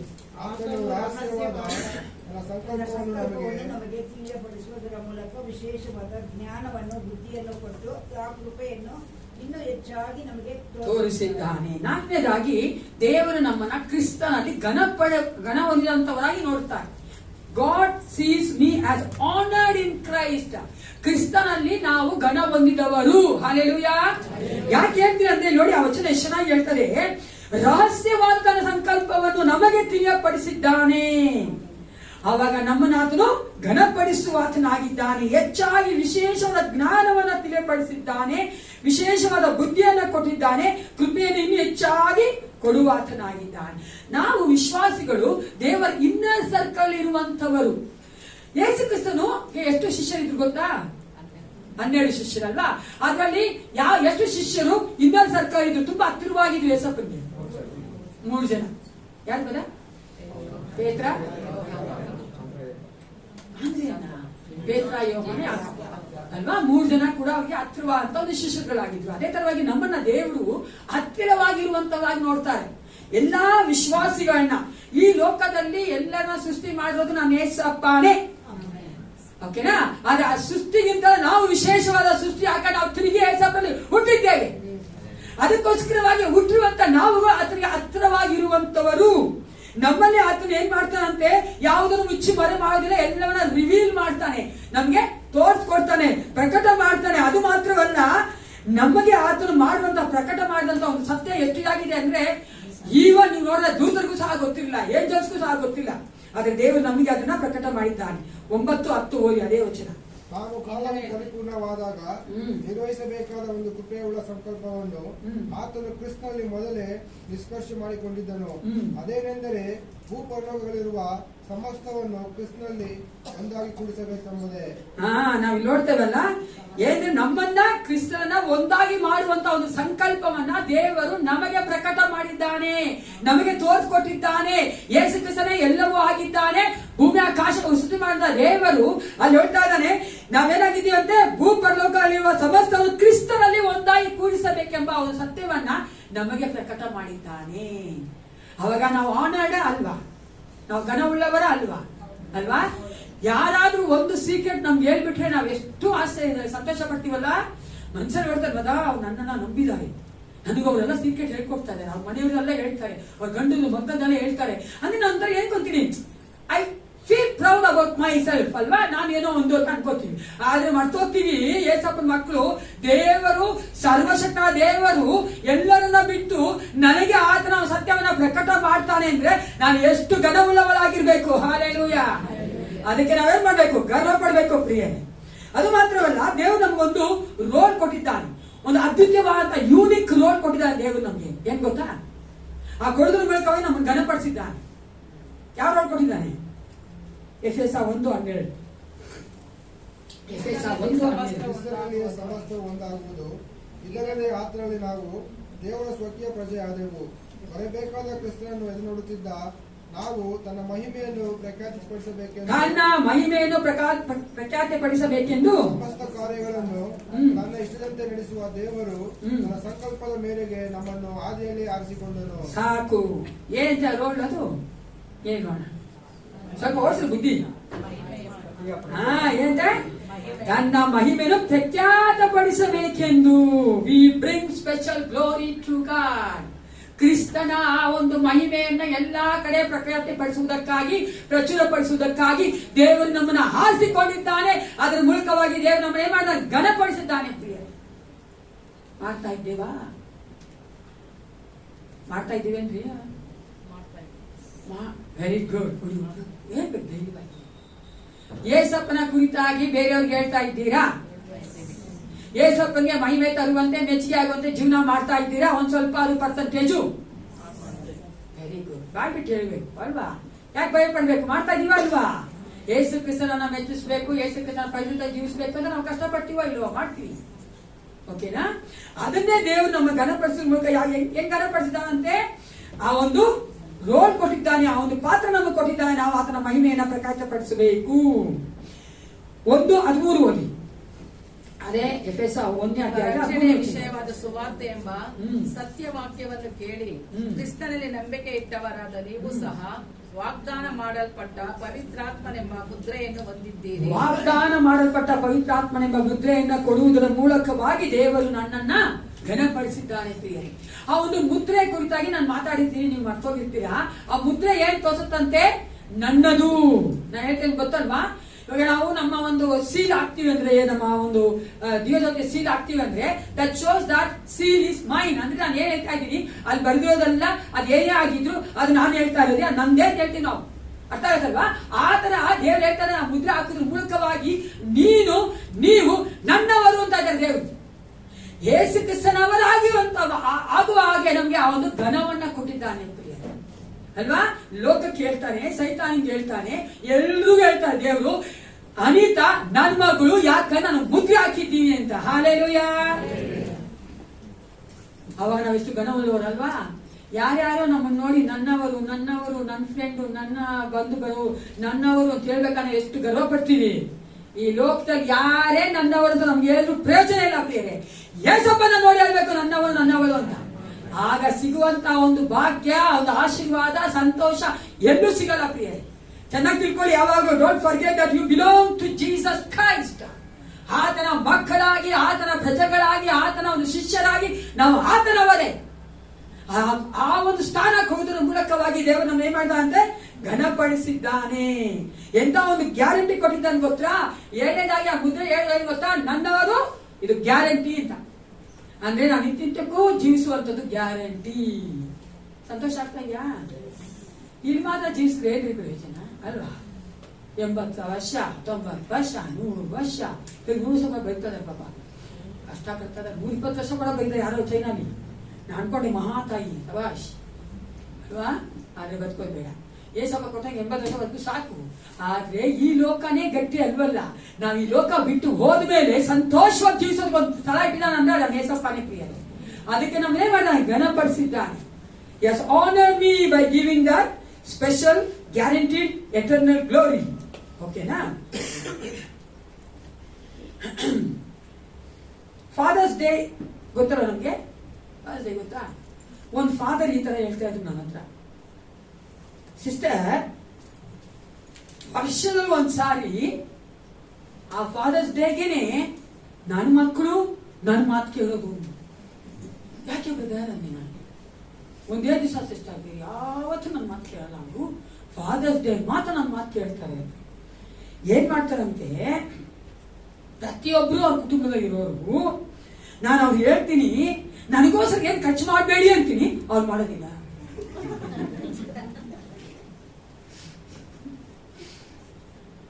ಅಲ್ವಾ? ತುಂಬಾ ನೊಂದ್ಕೊಂಡು ಆ ಮನುಷ್ಯ ಪಾಪ ಹೇಳಿ. ನಾವು ದೇವರು ನನ್ನ ಕುರಿತಾಗಿ ಅನ್ಕೊಂಡಿದ್ದಾನೆ ಅಂತ ತಿಳ್ಕೊಂಡ್ಮೇಲೆ ನಾವೇನ್ ಮಾಡ್ಬೇಕು ಹೇಳಿ? ನಾವು you know who you are in Christ. ನೀವು ಯಾರಾಗಿದ್ದೀರಿ ಕ್ರಿಸ್ತನಲ್ಲಿ ಅಲ್ವಾ? ಆರಿಸಿಕೊಂಡವರು, ವಿಮೋಚಿಸಲ್ಪಟ್ಟಂತವರು, ಆತನ ಮಕ್ಕಳಾಗಿದ್ದೀರಿ. ದೇವರು ನಿಮ್ಮನ್ನು ಘನಪಡಿಸಿದ್ದಾನೆ, ಆ ಒಂದು ಸ್ಥಾನವನ್ನು ಕೊಟ್ಟಿದ್ದಾನೆ. ಇದೆಲ್ಲ ತಿಳ್ಕೊಂಡ್ಮೇಲೆ ನಾವೇನ್ ಮಾಡ್ಬೇಕು? ಮನೆಗೆ ಹೋಗ್ಬೇಕು ಅಷ್ಟೇ ಅಲ್ವಾ? ಏನ್ ಮಾಡ್ಬೇಕು? We have to be thankful, filled with gratitude ಅಲ್ವಾ? ನಮ್ಮ ಹೃದಯ ಯಾವಾಗಲೂ ಸಂತೋಷ ಉಳ್ಳದಾಗಿ, ಅವರ ಕೃತಜ್ಞತೆ ಉಳ್ಳದಾಗಿ, ಆತನಿಗೆ ಒಂದು ಕೃತಜ್ಞತೆ ಸಲ್ಲಿಸುವವರಾಗಿ ಇರಬೇಕು. ವಿಶ್ವಾಸಿಯ ಒಂದು ಹೃದಯ, ಒಂದು ಮನಸ್ಸು ಯಾವಾಗ ಸಂತೋಷ ಉಳ್ಳದಾಗಿರಬೇಕು. ಹಲ್ಲೆಲೂಯಾ. ಯಾಕೆ ಅಂತ ಕೇಳಿದ್ರೆ ಪ್ರಿಯರೇ, ಲೋಕದಲ್ಲಿ ನೋಡಿ ನಿರೀಕ್ಷಣೆ ಇಲ್ಲ ಅವ್ರಿಗೆ. ಲೋಕದಲ್ಲಿ ನೋಡಿ ಅವ್ರಿಗೊಂದು ಸಮಾಧಾನ ಇಲ್ಲ. ಅವ್ರಿಗೆ ಗೊತ್ತಾಗ್ತಾ ಇಲ್ಲ ಅವರ ಆತ್ಮ ಎಲ್ಲೋಗುತ್ತೆ ಅಂತ. ಅದು ಮಾತ್ರವಲ್ಲ, ಅವರಿಗೆ ಈ ಲೋಕದಲ್ಲಿ ಜೀವಿಸ್ತಾರೆ ಯಾತಕ್ಕೆ ಅಂತ ಒಂದು ಅರ್ಥಪೂರ್ಣವಾದ ಜೀವಿತ ಇಲ್ಲ. ಇದೆಲ್ಲ ಇತ್ತು ಇಲ್ಲ ಅಂದ್ರೆ ಸಹ ತಾತ್ಕಾಲಿಕ ಸಂತೋಷವುಳ್ಳವರಾಗಿದ್ದಾರೆ. ಕರೆಕ್ಟಾ? ಅರೆ ನಾನು ಇವೆಲ್ಲ ತಿಳಿದವಳಾಗಿ ನಾನು ಏನಾಗಬೇಕು? ಸಂತೋಷವುಳ್ಳವರಾಗಿರ್ಬೇಕಾಗಲ್ವಾ? ಸಂತೋಷ ಉಳ್ಳವಿರಾ? ಅರಿ ಹ್ಯಾಪಿ? ಇವ್ರು ನೋಡ್ರೆ ಪಾಪ ಹಿಂಗೆ ನೋಡ್ತಾ ಇದ್ದೀವಿ. ಏನ್ ಸಂತೋಷ ಸಿಸ್ಟರ್, ಕಷ್ಟಪಡ್ತಾ ಇದ್ದೀನಿ, ದುಡ್ಡೇ ಇಲ್ಲ ಅಲ್ವಾ? ಮಗನ ವಿಷಯ ಇಲ್ಲ, ನಮ್ ಗಂಡ ನೋಡಿ ಸರಿ ಹೋಗಲ್ಲ, ನಮ್ಮ ಹೆಂಡತಿ ಹಂಗೇನೆ. ನಾನು ಕೇಳಿದ್ರೆ ಲೋಕದಲ್ಲಿ ಜೀವನದಲ್ಲಿ ಇರುವಂತ ಎಲ್ಲಾ ಸಂಕಷ್ಟಗಳನ್ನ ದೇವರು ಬಲ್ಲಾತನಾಗಿದ್ದಾನೆ. ಆ ಸಂಕಟಗಳನ್ನ ಯೇಸು ಕ್ರಿಸ್ತನು ಜಯಿಸಿದ್ದಾನೆ. ನಾವು ಯೇಸು ಕ್ರಿಸ್ತನ ಮಕ್ಕಳಾಗಿ ಜಯಿಸ್ತೀವ ಇಲ್ವಾ? ಮತ್ತೆ ಸಂತೋಷವಾಗಿರ್ಬೇಕಾಗಲ್ವಾ? ಜೋರಾಗಿ ಹೇಳಿ. ಇವಾಗ ನಾವು ತಿಳ್ಕೊಂಡ್ಮೇಲೆ up to that mark we have to leave or not. ಇವಾಗ ನಮ್ಗೆ ಗೊತ್ತು ಏಸಪ್ಪನ ನಾವೇನಾಗಿದ್ದೇವೆ ಅಂತ. ದೇವ್ರು ನಮ್ಮಿಂದ ಏನ್ ಕೇಳ್ತಾ ಇದ್ದಾನೆ, ಯಾವ ಪೊಸಿಷನ್ ದೇವ್ ನಮ್ಗೆ ಕೊಟ್ಟಿದ್ದ ಅಂತ. ಆ ಪೊಸಿಷನ್ ಕರೆಕ್ಟ್ ಆಗಿ ನಾವೇನ್ ಮಾಡ್ಬೇಕಾಗಿದೆ? ಜೀವಿಸಬೇಕಾಗಿದೆ. ನಾವೇನ್ ಮಾಡ್ಬೇಕಾಗಿದೆ? ಜೀವಿಸಬೇಕಾಗಿದೆ. We have to live up to our reputation in Christ. ಕ್ರಿಸ್ತನಾಗಿರುವಂತಹ ಸ್ಥಾನಕ್ಕೆ ಸರಿಯಾಗಿ ನಾನು ಜೀವಿಸಬೇಕು. ಪ್ರಾಕ್ಟಿಕಲ್ ಆಗಿ ಕೆಲವೊಂದು ಕಾರ್ಯ ಮಾಡಿ, ಓಕೆನಾ? ಕ್ರಿಯಾತ್ಮಕವಾಗಿ ಕಾರ್ಯಗತವಾಗಿ ಕೆಲವೊಂದು ಕಾರ್ಯಗಳನ್ನ ನಾವು ಮಾಡಬೇಕು. ಏನ್ ಮಾಡ್ಬೇಕು ಅಂತ ನಾವು ನೋಡೋಣ. ಎಫೆಸರ್ 4:17-20. ಎಫೆಸರ್ 4:17-20. ಎಫಿಷಿಯನ್ಸ್ 4:19-20. ಆದ್ದರಿಂದ ಅನ್ಯ ಜನರು ನಡೆದುಕೊಳ್ಳುವ ಪ್ರಕಾರ ನೀವು ಇನ್ನು ಮೇಲೆ ನಡೆದುಕೊಳ್ಳಬಾರದೆಂದು ಕರ್ತನಲ್ಲಿರುವವನಾಗಿ ನಿಮಗೆ ಖಂಡಿತವಾಗಿ ಹೇಳುತ್ತೇನೆ. ವಾಕ್ಯಗಳ ಕಟ್ಟ ಕೇಳಿಸ್ಕೊಳ್ಳಿ. ಅವರು ನಿಷ್ಪ್ರಯೋಜನವಾದ ಬುದ್ಧಿಯುಳ್ಳವರಾಗಿ ನಡೆದುಕೊಳ್ಳುತ್ತಾರೆ. ನಿಷ್ಪ್ರಯೋಜನವಾದ ಬುದ್ಧಿ ಉಳ್ಳವರಾಗಿ. ಬುದ್ಧಿ ಇದ್ರೇನೆ ನಿಷ್ಪ್ರಯೋಜನ ಅಲ್ವಾ? ನೋಡಿ, ಆ ಬುದ್ಧಿ ನಿಷ್ಪ್ರಯೋಜನ. ಅವರ ಮನಸ್ಸು ಮೊಬ್ಬಾಗಿ ಹೋಗಿದೆ. ಅವರು ತಮ್ಮ ಹೃದಯದ ಕಾಠಿಣ್ಯದ ನಿಮಿತ್ತದಿಂದಲೂ ತಮ್ಮಲ್ಲಿರುವ ಅಜ್ಞಾನದ ನಿಮಿತ್ತದಿಂದಲೂ ದೇವರಿಂದಾಗುವ ಜೀವಕ್ಕೆ ಅನ್ಯರಾಗಿದ್ದಾರೆ. ಅವರು ತಮ್ಮ ದುಸ್ಥಿತಿಗಾಗಿ ಸ್ವಲ್ಪವೂ ಚಿಂತಿಸದೆ ತಮ್ಮನ್ನು ಗಂಡುತನಕ್ಕೆ ಒಪ್ಪಿಸಿಕೊಟ್ಟು ಎಲ್ಲಾ ವಿಧವಾದ ಅಶುದ್ಧ ಕೃತ್ಯಗಳನ್ನು ಅತ್ಯಾಶೆಯಿಂದ ನಡೆಸುವವರಾಗಿದ್ದಾರೆ. ನೀವಾದರೂ ಕ್ರಿಸ್ತನ ಧರ್ಮವನ್ನು ಅಂಥದ್ದೆಂದು ಕಲಿತುಕೊಳ್ಳಲಿಲ್ಲ. ಆತನನ್ನೇ ಕೇಳಿದ್ದೀರಲ್ಲ, ಆತನಲ್ಲಿಯೇ ಉಪದೇಶವನ್ನು ಹೊಂದಿದ್ದೀರಲ್ಲ. ಯೇಸುವಿನಲ್ಲಿರುವ ಸತ್ಯೋಪದೇಶವು ಯಾವುದೆಂದರೆ, ನೀವು ನಿಮ್ಮ ಹಿಂದಿನ ನಡತೆಯನ್ನು ಅನುಸರಿಸದೆ ಪೂರ್ವ ಸ್ವಭಾವವನ್ನು ತೆಗೆದು ಹಾಕಿ ಬಿಡಬೇಕು. ಅದು ಮೋಸಕರವಾದ ದುರಾಶೆಗಳಿಂದ ಕೆಟ್ಟು ಹೋಗುವಂತದ್ದು. ನಾವು ಫಸ್ಟ್ ಏನ್ ಮಾಡ್ಬೇಕಾಗಿದೆ? ಕ್ರಿಯಾತ್ಮಕವಾಗಿ ಕಾರ್ಯಗತವಾಗಿ ಪುಟ್ ಆಫ್ ದ ಹೋಲ್ಡ್ ಲೈಫ್. ನಮ್ಮ ಹಳೆಯ ಜೀವಿತವನ್ನ ನಾವು ತೆಗೆದು ಹಾಕಬೇಕು. ನಮ್ಮ ಹಳೆಯ ಜೀವಿತದಲ್ಲಿ ಇರುವಂತಹ ಕಾರ್ಯಗಳು, ಮಾತುಗಳು, ನಮ್ಮ ಸ್ವಭಾವಗಳು, ನಾವು ಮಾಡಿದಂತ ಎಲ್ಲಾ ಕಾರ್ಯಗಳನ್ನ ನಾವು ತೆಗೆದುಹಾಕಬೇಕು. Don't remember that and don't dwell in that. ನಾವು ಅದನ್ನ ನಾಕ ಮಾಡಿಕೊಂಡವರಾಗಿ ನಾವು ಅದನ್ನಲ್ಲಿ ಜೀವಿಸಬಾರದು. ಹಳೆಯ ಸ್ವಭಾವದಲ್ಲಿ ಒಂದ್ಸಾರಿ ನಾನು ಹೇಳಿದ್ದೀನಿ, ನಿಮ್ಗೆ ಮರ್ತೋಗಿರ್ತೀರಾ? ಒಂದ್ಸಾರಿ ಹಂಗೆ ಒಂದ್ ಸಾಕ್ಷಿ ಹೇಳೋದಂತೆ ಬಾಸ್ಟು ಅವ್ರು ಬಂದು ಸಾಕ್ಷಿ ಹೇಳಕ್ ಪ್ರಾರಂಭಿಸಿದಂತೆ ಆ ಮನುಷ್ಯ ಪ್ರಾರಂಭ ಮಾಡಿದಾಗಿಂದ ನಾನು ಹಳೆ ಜೀವನದಲ್ಲಿ ಹಿಂಗಿದ್ದೆ ಹಂಗಿದ್ದೆ, ಕಳ್ತನ ಮಾಡ್ತಾ ಇದ್ದೆ, ಎಷ್ಟು ಚೆನ್ನಾಗಿ ಕಳ್ತನ ಮಾಡ್ತಾ ಇದ್ದೆ ಗೊತ್ತಾ ನಿಮ್ಗೆ, ಪೊಲೀಸ್ ನನ್ಗೆ ಇದಕ್ಕೆ ಆಗ್ಲಿಲ್ಲ, ಯಾರಿಗೂ ಗೊತ್ತಾಗ್ತಾ ಇಲ್ಲ, ಎಲ್ಲ ಹೇಳಿದಂತೆ. ಇವಾಗ ಎಕ್ಸಾಗಿರಿಯೇಟ್ ಅಂದ್ರೆ ಆತನ ಹಳೆ ಸ್ವಭಾವವನ್ನೇ ಜಾಸ್ತಿ ಹೇಳ್ಬಿಟ್ಟು ಏಸಪ್ಪ ನಾನು ಮುಟ್ಟಿದ್ರು, ಈಗ ನಾನು ಏಸಪ್ಪ ಮಗನಾಗಿದ್ದೀನಿ ಅಂತ. ಅರ್ಥ ಆಗತ್ತಾನ ನಿಮ್ಗೆ? ಹಳೇದನ್ನೆಲ್ಲ ನಾವು ಬೋಸ್ಟ್ ಮಾಡ್ಕೊಳ್ಬೇಕಾಗಿರೋದು. ಏಸಪ್ನಲ್ಲಿ ಇದ್ದು ಇವಾಗ ಹೆಂಗಾಗಿದ್ದೀನಿ ಅದನ್ನ ಬೋಸ್ಟ್ ಮಾಡ್ಬೇಕು. ಅಲ್ಲೇಲೂಯಾ, ಅರ್ಥ ಮಾಡ್ಕೊಳ್ತೀವಿ. ಹಳೇದನ್ನ ನಾವು ತೆಗೆದಾಕಬೇಕು. ನೀವು ನನಗೆ ಕೇಳ್ಬಹುದು, ನಿಮ್ಗೆ ನಾನು ಹೇಳ್ತೀನಿ ಹೆಂಗೆ ನಾನು ಹಳೆ ಜೀವಿತ ಎತ್ತಾಕೋದು? ನಾನು ಲೋಕದಲ್ಲಿ ಇದ್ದೀನಲ್ಲ ಅಲ್ವಾ? ಅದು ಯವನ ಸಂಬಂಧ ಚೆನ್ನಾಗಿ ಕೇಳ್ತಾರೆ. ನಾನು ಲೋಕದಲ್ಲಿ ನಾನು ಇದ್ದೀನಿ, ಅಕ್ಕ ಪಕ್ಕದಲ್ಲೇ ಪಾಪ ಇದೆ, ನನ್ನ ಕಾಲುಗಳಿಗೆ ಇವ್ರಿಗೆ ಹೇಳಿದ್ರೆ ದೇವರು ಸರಿ ಬಾಗಿಲಲ್ಲೇ ಇದೆ ಅಂತ. Kane good thanks. ಕೇನ್ ಹೇಳಿಲ್ಲ, ಬಾಗಿಲಲ್ಲೇ ಇದೆ ಪಾಪ, ನಿಂತ್ಕೊಂಡಿದೆ ನಿಗೋಸ್ಕರ ಕಾಯ್ಕೊಂಡು ಅಂತ. ಹಂಗೆ ಎಷ್ಟು ಇದೆ ನಮ್ಗೆಲ್ವಾ? ಏನ್ ಆಂಟಿ ಕಂತೆಗಿರ ಪಾಪನೇ ಇದೆ, ಅವ್ರು ಹಂಗ್ ಮಾಡ್ತಾರೆ ನೋಡ ಆಂಟಿ, ಅವ್ನು ಅಷ್ಟು ಮಾಡಿದ್ರು ಕೂಡ ಚೆನ್ನಾಗಿದ್ದಾನೆ, ಎಷ್ಟು ಪಾಪ ಮಾಡ್ತಾರೆ, ಎಲ್ಲ ಇದಲ್ವಾ? ಹೆಂಗೆ ನಾವ್ ಎತ್ತಾಕೋದು? ನೀವ್ ಹೇಳಿ. ನಾವು ಲೋಕದಲ್ಲಿದ್ದೀವಿ, ಈ ಹಳೆ ಸ್ವಭಾವ ನೆನ್ ತೆಗೆದಾಕೋದು. ಅದಕ್ಕೆ ಯೇಸು ಕ್ರಿಸ್ತನು ಹೇಳ್ತಾನೆ, ಓಕೆ ಅವತ್ತು ಹೋದ್ರಿ ಯೋಹಾನ 15:19 ತನ್ನ ಶಿಷ್ಯರಿಗೆ ಹೇಳಂತ ವಾಕ್ಯಗಳು. ಯೋಹಾನ 15:19, John chapter 15 verse 19. ನೀವು ಲೋಕದ ಕಡೆಯವರಾಗಿರುವುದರಿಂದ ಕಡೆಯವರಲ್ಲದೇ ಇರುವುದರಿಂದ ಲೋಕದ ಆಗಿತ್ತಿದ್ದರೆ ಲೋಕವು ನಿಮ್ಮನ್ನು ಆದರೆ ನೀವು ಲೋಕದ ಕಡೆಯವರಲ್ಲದೇ ಇರುವುದರಿಂದಲೂ ನಾನು ನಿಮ್ಮನ್ನು ಲೋಕದೊಳಗಿಂದ ಆರಿಸಿ ತೆಗೆದುಕೊಂಡಿರುವುದರಿಂದಲೂ ಲೋಕವು ನಿಮ್ಮ ಮೇಲೆ ದ್ವೇಷ ಮಾಡುತ್ತದೆ. ನಾವು ಲೋಕದ ಕಡೆಯವರಲ್ಲ. We are in the world but not of the world. English ಚೆನ್ನಾಗಿರ್ತದೆ. ನಾನು ಲೋಕದಲ್ಲೇ ಇದ್ದೀನಿ, ಆದರೆ ಲೋಕದವನಲ್ಲ. ಅರ್ಥ ಆಗುತ್ತಲ್ಲ? ಲೋಕದವನಲ್ಲ ನಾನು. ಅದಕ್ಕೆ ಯೋಚನೆ ಮಾಡಿಕೊಂಡು ಲೋಕದವರ ಯೋಚನೆ ಮಾಡಲೇಬಾರ್ದು. ಅರ್ಥ ಆಗುತ್ತಲ್ಲ? ಏನೇ ಕಾರ್ಯ ಬಂದ್ರು ಲೋಕದವರ ಯೋಚನೆ ಮಾಡಬೇಡಿ. ತಿನ್ನೋದು ಬಿಟ್ಬಿಟ್ಟು, ಯಾಕಂದ್ರೆ ತಿನ್ನೋದು ನಾವು ಲೋಕ ತಿಂತೀವಿ, ಏನ್ ಮಾಡೋಣ, ಬೇರೆ ಏನಾದ್ರು ಮಣ್ಣ ಕೊಟ್ಟಿಲ್ಲ ಏಸಪ್ಪ ಅದಕ್ಕೆ ಆ ತೊಂದರೆ ಇಲ್ಲ. ಯೋಚನೆ ಮಾಡ್ಬೇಕಾದ್ರೆ ಏನಾದ್ರೂ ಒಂದು ಉದಾಹರಣೆಗೆ ಹೇಳ್ತೀನಿ. ಒಂದು ಗಂಡಸು ಹೆಂಗಸು ಅಥವಾ ಹೆಂಗಸು ಗಂಡಸನ್ನು ನೋಡ್ಬೇಕಾದ್ರೆ ಆ ನೋಡುವಂತಹ ದೃಷ್ಟಿ ಹೆಂಗಿರ್ಬೇಕು? ಅದು ಅವಿಶ್ವಾಸಿ ಬೇರೆ ತರ, ನನಗೆ ಬೇರೆ ತರ. ಅರ್ಥ ಆಗತ್ತಲ್ಲ? ಐ ಅಡ್ಮೈರ್ ದ ಬ್ಯೂಟಿ, ಗೊತ್ತನಾ? ನಾನು ಕೂಡ ಆ ಒಂದು ಸುಂದರತೆನ ಅಡ್ಮೈರ್ ಮಾಡ್ತೀನಿ. ಆದ್ರೆ ಯಾವ ತರ ಯೇಸು ಕ್ರಿಸ್ತನಲ್ಲಿ ಎಷ್ಟು ಚೆನ್ನಾಗಿ ಮಾಡಿದಾರಪ್ಪ ಈ ಹುಡುಗಿನ ಅಂತೀನಿ ನಾನು. ಓಕೆನಾ? ಹುಡುಗರೇ ವಾಡ ಹ್ಯಾಂಡ್ಸಮ್ ಫೆಲೋ ಅಂತೀನಿ ನಾನು. ಇದು ತಪ್ಪಿಕೋಬೇಡಿ, ಓಕೆನಾ? ಕ್ರಿಸ್ತನಲ್ಲಿ ಇದು ನಾನು ಹೇಳ್ತಾ ಇದ್ದೀನಿ, ದಟ್ಸ್ ನಾಟ್ ರಾಂಗ್. ಅದು ತಪ್ಪಲ್ಲ ಪ್ರಿಯರೇ. ಆದ್ರೆ ಅದಕ್ಕೂ ನೆಕ್ಸ್ಟ್ ಸ್ಟೆಪ್ ಹೋಗತ್ತಲ್ಲ, ಅದು ತಪ್ಪು. ಕಾಮದಿಂದ ನೋಡುವಂಥದ್ದು, ಲಸ್ಟ್ಫುಲ್ ಐಸ್ ಇಂದ ನೋಡುವಂಥದ್ದು. ದಯವಿಟ್ಟು ಪ್ರಿಯರೇ ಅರ್ಥ ಮಾಡ್ಕೊಳ್ಳಿ. ಇದನ್ನೇ ನಾವು ಹಳೆ ಸ್ವಭಾವದಲ್ಲಿ ಇದ್ದಿದ್ದು ಅದನ್ನ ತೆಗೆದುಹಾಕು ಅಂತ ದೇವರು ಹೇಳ್ತಾ ಇರೋದು. ಯಾಕಂದ್ರೆ ನಾನು ಲೋಕದವನಲ್ಲ. ಲೋಕದವನಲ್ಲದೇ ಇರೋದ್ರಿಂದ ಆ ಸ್ವಭಾವ ನನ್ನಲ್ಲಿ ಇರಬೇಕು. ಗ್ರಾಜುಯಲ್ ಆಗಿ ನನ್ನ ಸ್ವಭಾವ ಟ್ರಾನ್ಸ್ಫಾರ್ಮ್ ಆಗಬೇಕು. ಗ್ರಾಜುಯಲ್ ಆಗಿ ಟ್ರಾನ್ಸ್ಫಾರ್ಮ್ ಆಗಬೇಕು ಪ್ರಿಯರೇ. ಅದು ನಿನ್ನೆ ಇದ್ದಂಗೆ, ಲಾಸ್ಟ್ ಮಂತ್ ಇದ್ದಂಗೆ ಇವಾಗ ಇರಬಾರ್ದು. ರಾಂಗ್. ಲಾಸ್ಟ್ ಮಂತ್ ಇತ್ತು, ಬಂದ್ರೆ ಜೋರ ಬರ್ತೀರಾ, ಬರದಿಲ್ಲ ಅಲ್ವಾ? ಲಾಸ್ಟ್ ಮಂತ್ ಇದೆ ಅನ್ಕೊಂಡ್ರೆ ಆ ಸ್ವಭಾವ ಹಂಗೇ ಕಂಟಿನ್ಯೂ ಆಗಿ ಬರಬಾರ್ದು. ವಾಟ್ ಇಸ್ ದಟ್ ಅಂತೀನಿ ನಾನು. ಅಲ್ವೇನ್ರಿ? ಏನ್ ಸಲಹೆ ಪ್ರಯೋಜನ? ಕೂತ್ಕೊಂಡು ಕೇಳಿ ಏನ್ ಪ್ರಯೋಜನ? ಹೇಳಿದ್ದನ್ನೇ ಏನು, ಮಾಡಿದ್ದನ್ನೇ ಮಾಡ್ತೀನಿ ಅಂತೀರ ನೀವು. ಕರೆಕ್ಟಾ? ಮತ್ತೆ ಯಾಕೆ ಹೇಳ್ಬೇಕು? ಬೆರಿಯ ವಾಶಿಪ್ ಮಾಡಿ, ಚೆನ್ನಾಗಿ ಆರಾಧನೆ ಮಾಡಿ, ಗೊತ್ತಲ್ವಾ? ಮನೆಗೆ ಹೋಗೋಣ ಬಿಡಿ. ಆರಾಧನೆ ಮಾಡಿದ್ಮೇಲೆ ಏಸಪ್ಪ ವಾಕ್ಯ ಕೊಡು ಅಂತ ಯಾಕೆ ಹೇಳ್ತಾನಂದ್ರೆ, ಆರಾಧನೆ ಮಾಡಿ ನನ್ನೊಂದಿಗೆ ಮಾತಾಡಿದ ಮಕ್ಕಳೇ, ನಾನು ನಿಮ್ಮ ಮನಸ್ಸುಗಳನ್ನ ಮುಟ್ಟಿದ್ದೀನಿ, ಈಗ ವಾಕ್ಯ ಕೇಳಿದ್ರೆ ನಿಮ್ಮ ಕಾರ್ಯ ಮಾಡುತ್ತೆ ಅಂತಾರೆ. ಹಲ್ಲೆಲೂಯಾ. ಹಳೆ ಸ್ವಭಾವಗಳನ್ನ ನಾವು ದ್ವೇಷ ಮಾಡಬೇಕು, ಅದನ್ನ ಬಿಟ್ಕೊಡ್ಬೇಕು ಪ್ರಿಯರೇ. ನಾವು ಅದರಲ್ಲಿ ಇರಬಾರ್ದು. ಇದು ಮಾತ್ರ ನೋಡಿ, ಯೇಸು ಕ್ರಿಸ್ತರು ಯೋಹಾನ 17ನೇ ಅಧ್ಯಾಯದಲ್ಲಿ ಪ್ರೀಸ್ಟ್ಲಿ ಪ್ರೇಯರ್ ಮಾಡ್ತಾರೆ, ಗೊತ್ತಲ್ಲ? ಮಹಾಯಾಜಕನ ಒಂದು ಪ್ರಾರ್ಥನೆ ಅದು. ಅಲ್ಲೂ ಸಹ ಹೇಳ್ತಾನೆ, 17-14 ಹೋದ್ರಮ್ಮ. ಯಾರು ಇಟ್ಕೊಂಡಿದ್ರು ಆ ಒಂದು ವಾಕ್ಯ ಇಟ್ಕೊಂಡಿದ್ರೆ? ನಾನು ನಿನ್ನ ವಾಕ್ಯವನ್ನು ಕೊಟ್ಟಿದ್ದೇನೆ, ನಾನು ಲೋಕದವನಲ್ಲದೆ ಇರುವ ಪ್ರಕಾರ ಇವರು ಲೋಕದವರಲ್ಲ. ಯೇಸು ಕ್ರಿಸ್ತನು ಲೋಕದವನಲ್ಲದೇ ಇರುವ ಪ್ರಕಾರ ನಾವು ಸಹ ಲೋಕದವರಲ್ಲ.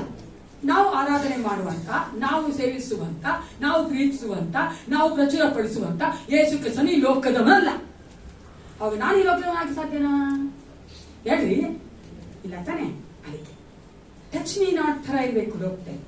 ನೀವೊಂದು ಇದು ನೋಡಿದೀರಾ? ಒಂದು ಆ ಒಂದು ಎಲೆ ಬರ್ತಲ್ಲ, ಅದು ಮುಟ್ಟ ಸಾಕು ಮುಚ್ಕೊಂತದ್ದು ನೋಡಿದೀರೇನ್ರಿ? ಮುಟ್ಟಿದ್ರೆ ಮುಡಿ ಕರೆಕ್ಟ್, ಮುಟ್ಟಿದ್ರೆ ಮುಡಿ. ಹಂಗಿರ್ಬೇಕು ನಾವು ಲೋಕದಲ್ಲಿ. ಲೋಕ ನಾವು ಮುಟ್ಟಿ ನಮಕ ಮುಚ್ಕೊಂಡು ಹಂಗೆ ಲೋಕಕ್ಕೆ ಹೋಗ್ತಾ ಇರಲ್ಲ. ಅರ್ಥ ಆಗತ್ತಲ್ಲ? ಅಂದ್ರೆ ಯಾಕಂದ್ರೆ ಅದು ಗೊತ್ತು, ಅದು ಸ್ವಭಾವ. ಅದು ಆ ಒಂದು ಎಳೆ ಸ್ವಭಾವ ಮುಟ್ಟಿದ್ರೆ ಮುಚ್ಕೋಬೇಕು ಅಂತ ಏನ್ ಮಾಡ್ದವನೆ ತಾನೇ? ಕಾಟಲ್ವಾ? ಹಂಗೆ ನಾವು ಸಹ ಇರ್ಬೇಕು. ಲೋಕ ನಮ್ಮ ಮುಟ್ಟತ್ತೆ ಅನ್ಬೇಕಾದ್ರೆ ನಾವು ಅದನ್ನ ದೂರ ಹೋಗ್ಬೇಕು. ಯಾವತ್ತೂ ತಿಳ್ಕೊಬೇಡಿ ಪ್ರಿಯರೇ. ನೀವು ಬಾರ್ಗ್ ಹೋಗಿ ಕೊಕೊಕೋಲ ಕುಡಿದ್ರೂ ನೀವು ಎಂಡ ಕುಡ್ದಂಗೆ ಅರ್ಥ. ಚೆನ್ನಾಗಿ ತಿಳ್ಕೊಂಬಿಡಿ, ತಪ್ಪು ಅದಲ್ಲ. Be away from the worldly people, those who are in the sin. ಲೋಕದಲ್ಲಿ ಪಾಪದಲ್ಲೇ ಜೀವಿಸುವಂತ ಮಕ್ಕಳೊಟ್ಟಿಗೆ ಜೀವಿಸ ಮಾಡ್ತೀನಿ, ಅವರ ಸರಿ ಮಾಡ್ತೀನಿ, ಅವರ ಕರ್ಕೊಂಡ್ ಬರ್ತೀನಿ ಏಸಪ್ಪ ಹತ್ರ ಅಂತ ಅವರೊಂದಿಗೆ ನೀನು ಇರುವುದಾದ್ರೆ ನೀನು ಬಿದ್ದೆ ಅಂತಾನೆ ಅರ್ಥ. ನಾನು ಕೇಳೇ ಇಲ್ಲಮ್ಮ, may be people are they, ನಾನು ಎಕ್ಸಾಮ್ಷನ್ ಆಗಿರ್ಬೋದು, ಆದ್ರೆ ನಾನು ನೋಡೇ ಇಲ್ಲಪ್ಪ. ನಾನು ಅನೇಕರು ಕೇಳಿದ್ದೀನಿ, ಅಕ್ಕ ನಾನು ಕೂಡ ಬೈಬಲ್ ಸ್ಟಿಚ್ ಮಾಡ್ತಾ ಇದ್ದೆ, ಅನೇಕ ಮಕ್ಕಳು ನಾನು ನೋಡಿದ್ದೀನಿ. ಎಷ್ಟು ಕಿಲಾಡಿಗಳಂದ್ರೆ, ಆಂಟಿ ಪ್ರೇಯರ್ ಮಾಡಿ ಆಂಟಿ ನನಗೆ. ಯಾಕಪ್ಪ ಮಾಡಿ ಆಂಟಿ, ನಿಮ್ಗೆ ಗೊತ್ತಾಗುತ್ತೆ. ಮಾಡಿದ್ರೆ ಲವ್ ಮಾಡ್ತಾವನೆ ಅನ್ಬಿಲಿವಲ್. ಯಾಕಂದ್ರೆ ನಾನ್ ಪ್ರೇ ಮಾಡಿ ದೇವ್ರ ಅಪ್ರೂವ್ ಮಾಡ್ಬೇಕಂತ. Hello, is it right? ತಪ್ಪಲ್ವಾ? ನಿನ್ಗೆ ಮೊದ್ಲೇ ಗೊತ್ತಲ್ಲ, ಯಾಕೆ ಬೀಳ್ತೀಯ? ಬಿದ್ದ ಮೇಲೆ ಆಯ್ತಷ್ಟೇ, ಕತೆ ಮುಗೀತು. ಅದ್ರೊಳೊಂದು ಏನಂದ್ರೆ ಬಹಳ ಬುದ್ಧಿಶಾಲಿಗಳಂತ ಆಂಟಿ ದೇವ್ರ ವಾಕ್ಯ ಹೇಳ್ತದಲ್ಲ, ನಿನ್ನ ಸಂಗಾತಿ ದೇವ್ರ ಇಲ್ಲ ಅಂದ್ರೆ ನಿನ್ನ ಒಂದು ಒಳ್ಳೆ ಸ್ವಭಾವದಿಂದ ನಾವು ಕರ್ಕೊಂಡ್ ಬರ್ಬೋದು ಅಂತ. ಅದು ಮದುವೆ ಆದ್ಮೇಲೆ ಮಗನೇ ಅಂದಿನ. ಮದುವೆ ಮುಂಚೆ ಅದಂಗೆ, ಮದುವೆ ಆದ್ಮೇಲೆ ಸಂಗಾತಿ ಆಗಿರ್ಬೇಕು. ಮದುವೆ ಮುಂಚೆ ಮಾಡ್ಕೊಂಡು ಅದನ್ನು ನೋಡ್ಬಿಟ್ಟಿದೀನಿ. ಪಟ್ಟ ಪಾಡ್ಗಳು ಪಟ್ಟು ಆಂಟಿ ನನ್ಗೋಸ್ಕರ ಪ್ರಾರ್ಥನೆ ಮಾಡಿ ನಾನು ಹೆಂಡ್ತಿ ನನ್ನ ಬಿಡ್ತಾ ಇಲ್ಲ. ಯಾಕೆ ಬೇಕು? ಹೆಂಗ್ ಗೊತ್ತಾ, ನಮ್ಲಕ್ ನಾಂಗ್ಲೇ ಆಗ್ಬೇಕಮ್ಮ.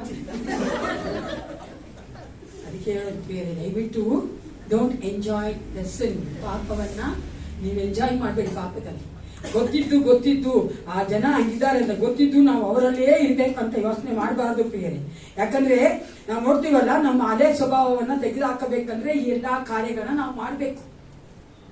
ನನ್ನನ್ನೇ ಯಾವಾಗ್ಲೂ ಯೋಚನೆ ಮಾಡ್ಕೋಬೇಕು, ರಿಮೈಂಡ್ ಮಾಡ್ಕೋತಾ ಇರ್ಬೇಕು. I am in Christ, my position is in Christ. ನಾನು ಏನಾಗಿದ್ದೇನೆ ಅಂತ ಯಾವಾಗ್ಲೂ ಯೋಚನೆ ಮಾಡ್ತಾ ಇರ್ಬೇಕು. ನಾನು ಕ್ರಿಸ್ತನಲ್ಲಿದ್ದೇನೆ ಅನ್ನೋದು ನಾನು ಯಾವಾಗ್ಲೂ ಯೋಚನೆ ಮಾಡ್ತಾ ಇದ್ರೆ ನಾವು ಯಾವಾಗ ಅದೇನ್ ಮಾಡ್ತಾರೆ, ಆ ಒಂದು ದೇವರ ಆತ್ಮ ನಮಗೆ ಅದೇ ಸ್ವಭಾವದಿಂದ ಹೊರಗಡೆ ಬರೋದಕ್ಕೆ ಸಹಾಯ ಮಾಡ್ತಾರೆ. ಎಫೆಸ 5:3-7 ಓದು. ಎಫೆಸ 5:3-7. ಜಾಗೃತ್ವ, ಯಾವ ವಿಧವಾದ ಕಂಡುತನ, ದ್ರವ್ಯಾಸೆ ಇವುಗಳಾದ ಸುದ್ದಿಯಾದರೂ ನಿಮ್ಮಲ್ಲಿ ಇರಬಾರದು. ಇವುಗಳಿಗೆ ದೂರವಾಗಿರುವುದೇ ದೇವಜನರಿಗೆ ಯೋಗ್ಯವಾದ. ದಯವಿಟ್ಟು ಅಗ್ರೆ ಮಾಡ್ಕೊಳ್ಳಿ. ಇವುಗಳಿಗೆ ದೂರವಾಗಿರುವುದೇ ದೇವಜನರಿಗೆ ಯೋಗ್ಯವಾದದ್ದು. ಹೊಲಸು ಮಾತು, ಹುಚ್ಚು ಮಾತು, ಕುಚೋದ್ಯ ಮಾತು ಇವು ಬೇಡ, ಅಯುಕ್ತವಾಗಿವೆ. ಇವುಗಳನ್ನು ಬಿಟ್ಟು ದೇವರಿಗೆ ಉಪಕಾರ ಸ್ತುತಿ ಮಾಡುವುದು ಉತ್ತಮ. ಜಾರರು, ದುರಾಚಾರಿಗಳು, ವಿಗ್ರಹಾರಾಧಕರಂತಿರುವ ಲೋಂಬಿಗಳು ಇವರಲ್ಲಿ ಒಬ್ಬರಿಗಾದರೂ ಕ್ರಿಸ್ತನ ಮತ್ತು ದೇವರ ರಾಜ್ಯದಲ್ಲಿ ಬಾಧ್ಯವೇ ಇಲ್ಲವೆಂದು ನೀವು ಚೆನ್ನಾಗಿ ಬರೆಯಲ್ಲವೇ. 6ನೇ ವಚನ ಓದಪ್ಪ. ಉಳಿದ ಮಾತನಾಡುವವರಿಗೆ ಕಿವಿಗೊಟ್ಟು ಮೋಸ ಹೋಗಬೇಡಿರಿ. ಅಂತ ಕೃತ್ಯಗಳ ನಿಮಿತ್ತದಿಂದ ದೇವರ ಕೋಪವು ಆತನಿಗೆ ಅವಿದ್ಯೆಯಾಗಿರುವುದರ ಮೇಲೆ ಬರುತ್ತದೆ. ನೀವು ಅವರೊಂದಿಗೆ ಪಾಲುಗಾರರಾಗಬೇಡಿರಿ. ಅವರು ಸರಿ ಇಲ್ಲ ಅಂತ ಗೊತ್ತಾದ್ಮೇಲೆ ಅವರೊಟ್ಟಿಗೆ ನಮ್ಗೆ ಸಹವಾಸ ಬೇಡ ಪ್ರಿಯರೇ. ಓಕೆನಾ? ನಾನು ನೋಡಿದ್ದೀನಿ, ಗೊತ್ತು ಅವ್ರಿಗೆ ಅವ್ರು ಸರಿ ಇಲ್ಲ ಅಂತ. ಅವ್ರು ಹೋಗೋ ಜಾಗ ಸರಿ ಇಲ್ಲ, ಅವ್ರು ಮಾತಾಡೋ ಮಾತುಗಳು ಸರಿ ಇಲ್ಲ, ಅರ್ಥ ಆಗತ್ತಲ್ಲ. ಅವ್ರು ಯಾವ ತರ ಯೋಚನೆ ಮಾಡ್ತಾ ಗೊತ್ತು ನಮ್ಗೆ. ಆದ್ರೂ ಸಹ ನಮ್ಗೆ ಆ ಒಂದು ಫಾಲನ್ ನೇಚರ್ ಅಲ್ವಾ, ನಾವು ಬಿದ್ದಂತ ಒಂದು ಸ್ವಭಾವದ ಇದು ಸಂಪೂರ್ಣವಾಗಿ ಆ ಒಂದು ಸ್ಯಾಂಕ್ಟಿಫಿಕೇಶನ್ ಆಗಿಲ್ವಲ್ಲ ನಮ್ಮಲ್ಲಿ, ಸಂಪೂರ್ಣವಾಗಿ ಆ ಒಂದು ಶುದ್ಧತೆ ಬಂದಿಲ್ವಲ್ಲ. ಅದಕ್ಕೆ ನಮ್ಗೊಂದು ಅಟ್ರಾಕ್ಷನ್. ಅದು ಗೊತ್ತಾದ್ಮೇಲೆ ನಾವು ಹೋಗ್ಬಾರ್ದು ಆ ಸಹವಾಸಕ್ಕೆ. ಗೊತ್ತಲ್ಲ, ಬೇಡ ಅದ್ ನಮಗೆ. ಯಾಕಂದ್ರೆ ಅದು ನಮ್ಮನ್ನ ದೇವರಿಂದ ದೂರ ಮಾಡುವಂಥದ್ದು. ಈ ತರವಾದ ಎಲ್ಲಾ ಕಾರ್ಯಗಳನ್ನ ಮಾಡಿ ನಮಗೆ ಮೋಸ ಮಾಡುವಂಥದ್ದು. Don't think that we are very intelligent. ನಾವು ಇಂಟೆಲಿಜೆಂಟ್ ಅಲ್ಲ, ನಾವು ಬಹಳ ಬುದ್ಧಿಶಾಲಿ ಅನ್ಕೋದ್ ಬೇಡ. ಅರ್ಥ ಆಗಲ್ಲ. ಅನ್ಕೊಂಡವ್ರೆ ಅನೇಕರು ಬೀಳೋದು. ನಾನು ನೋಡಿದೀನಿ, ಅನೇಕ ಅನ್ಕೊಂಡೇ ಬೀಳೋದು.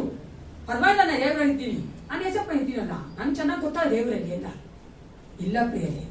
ನಾನು ಯಾವಾಗ್ಲೂ ಅದಕ್ಕೆ ಹೇಳೋದು, ಸೈತಾನ್ also is mighty but my Jesus all mighty.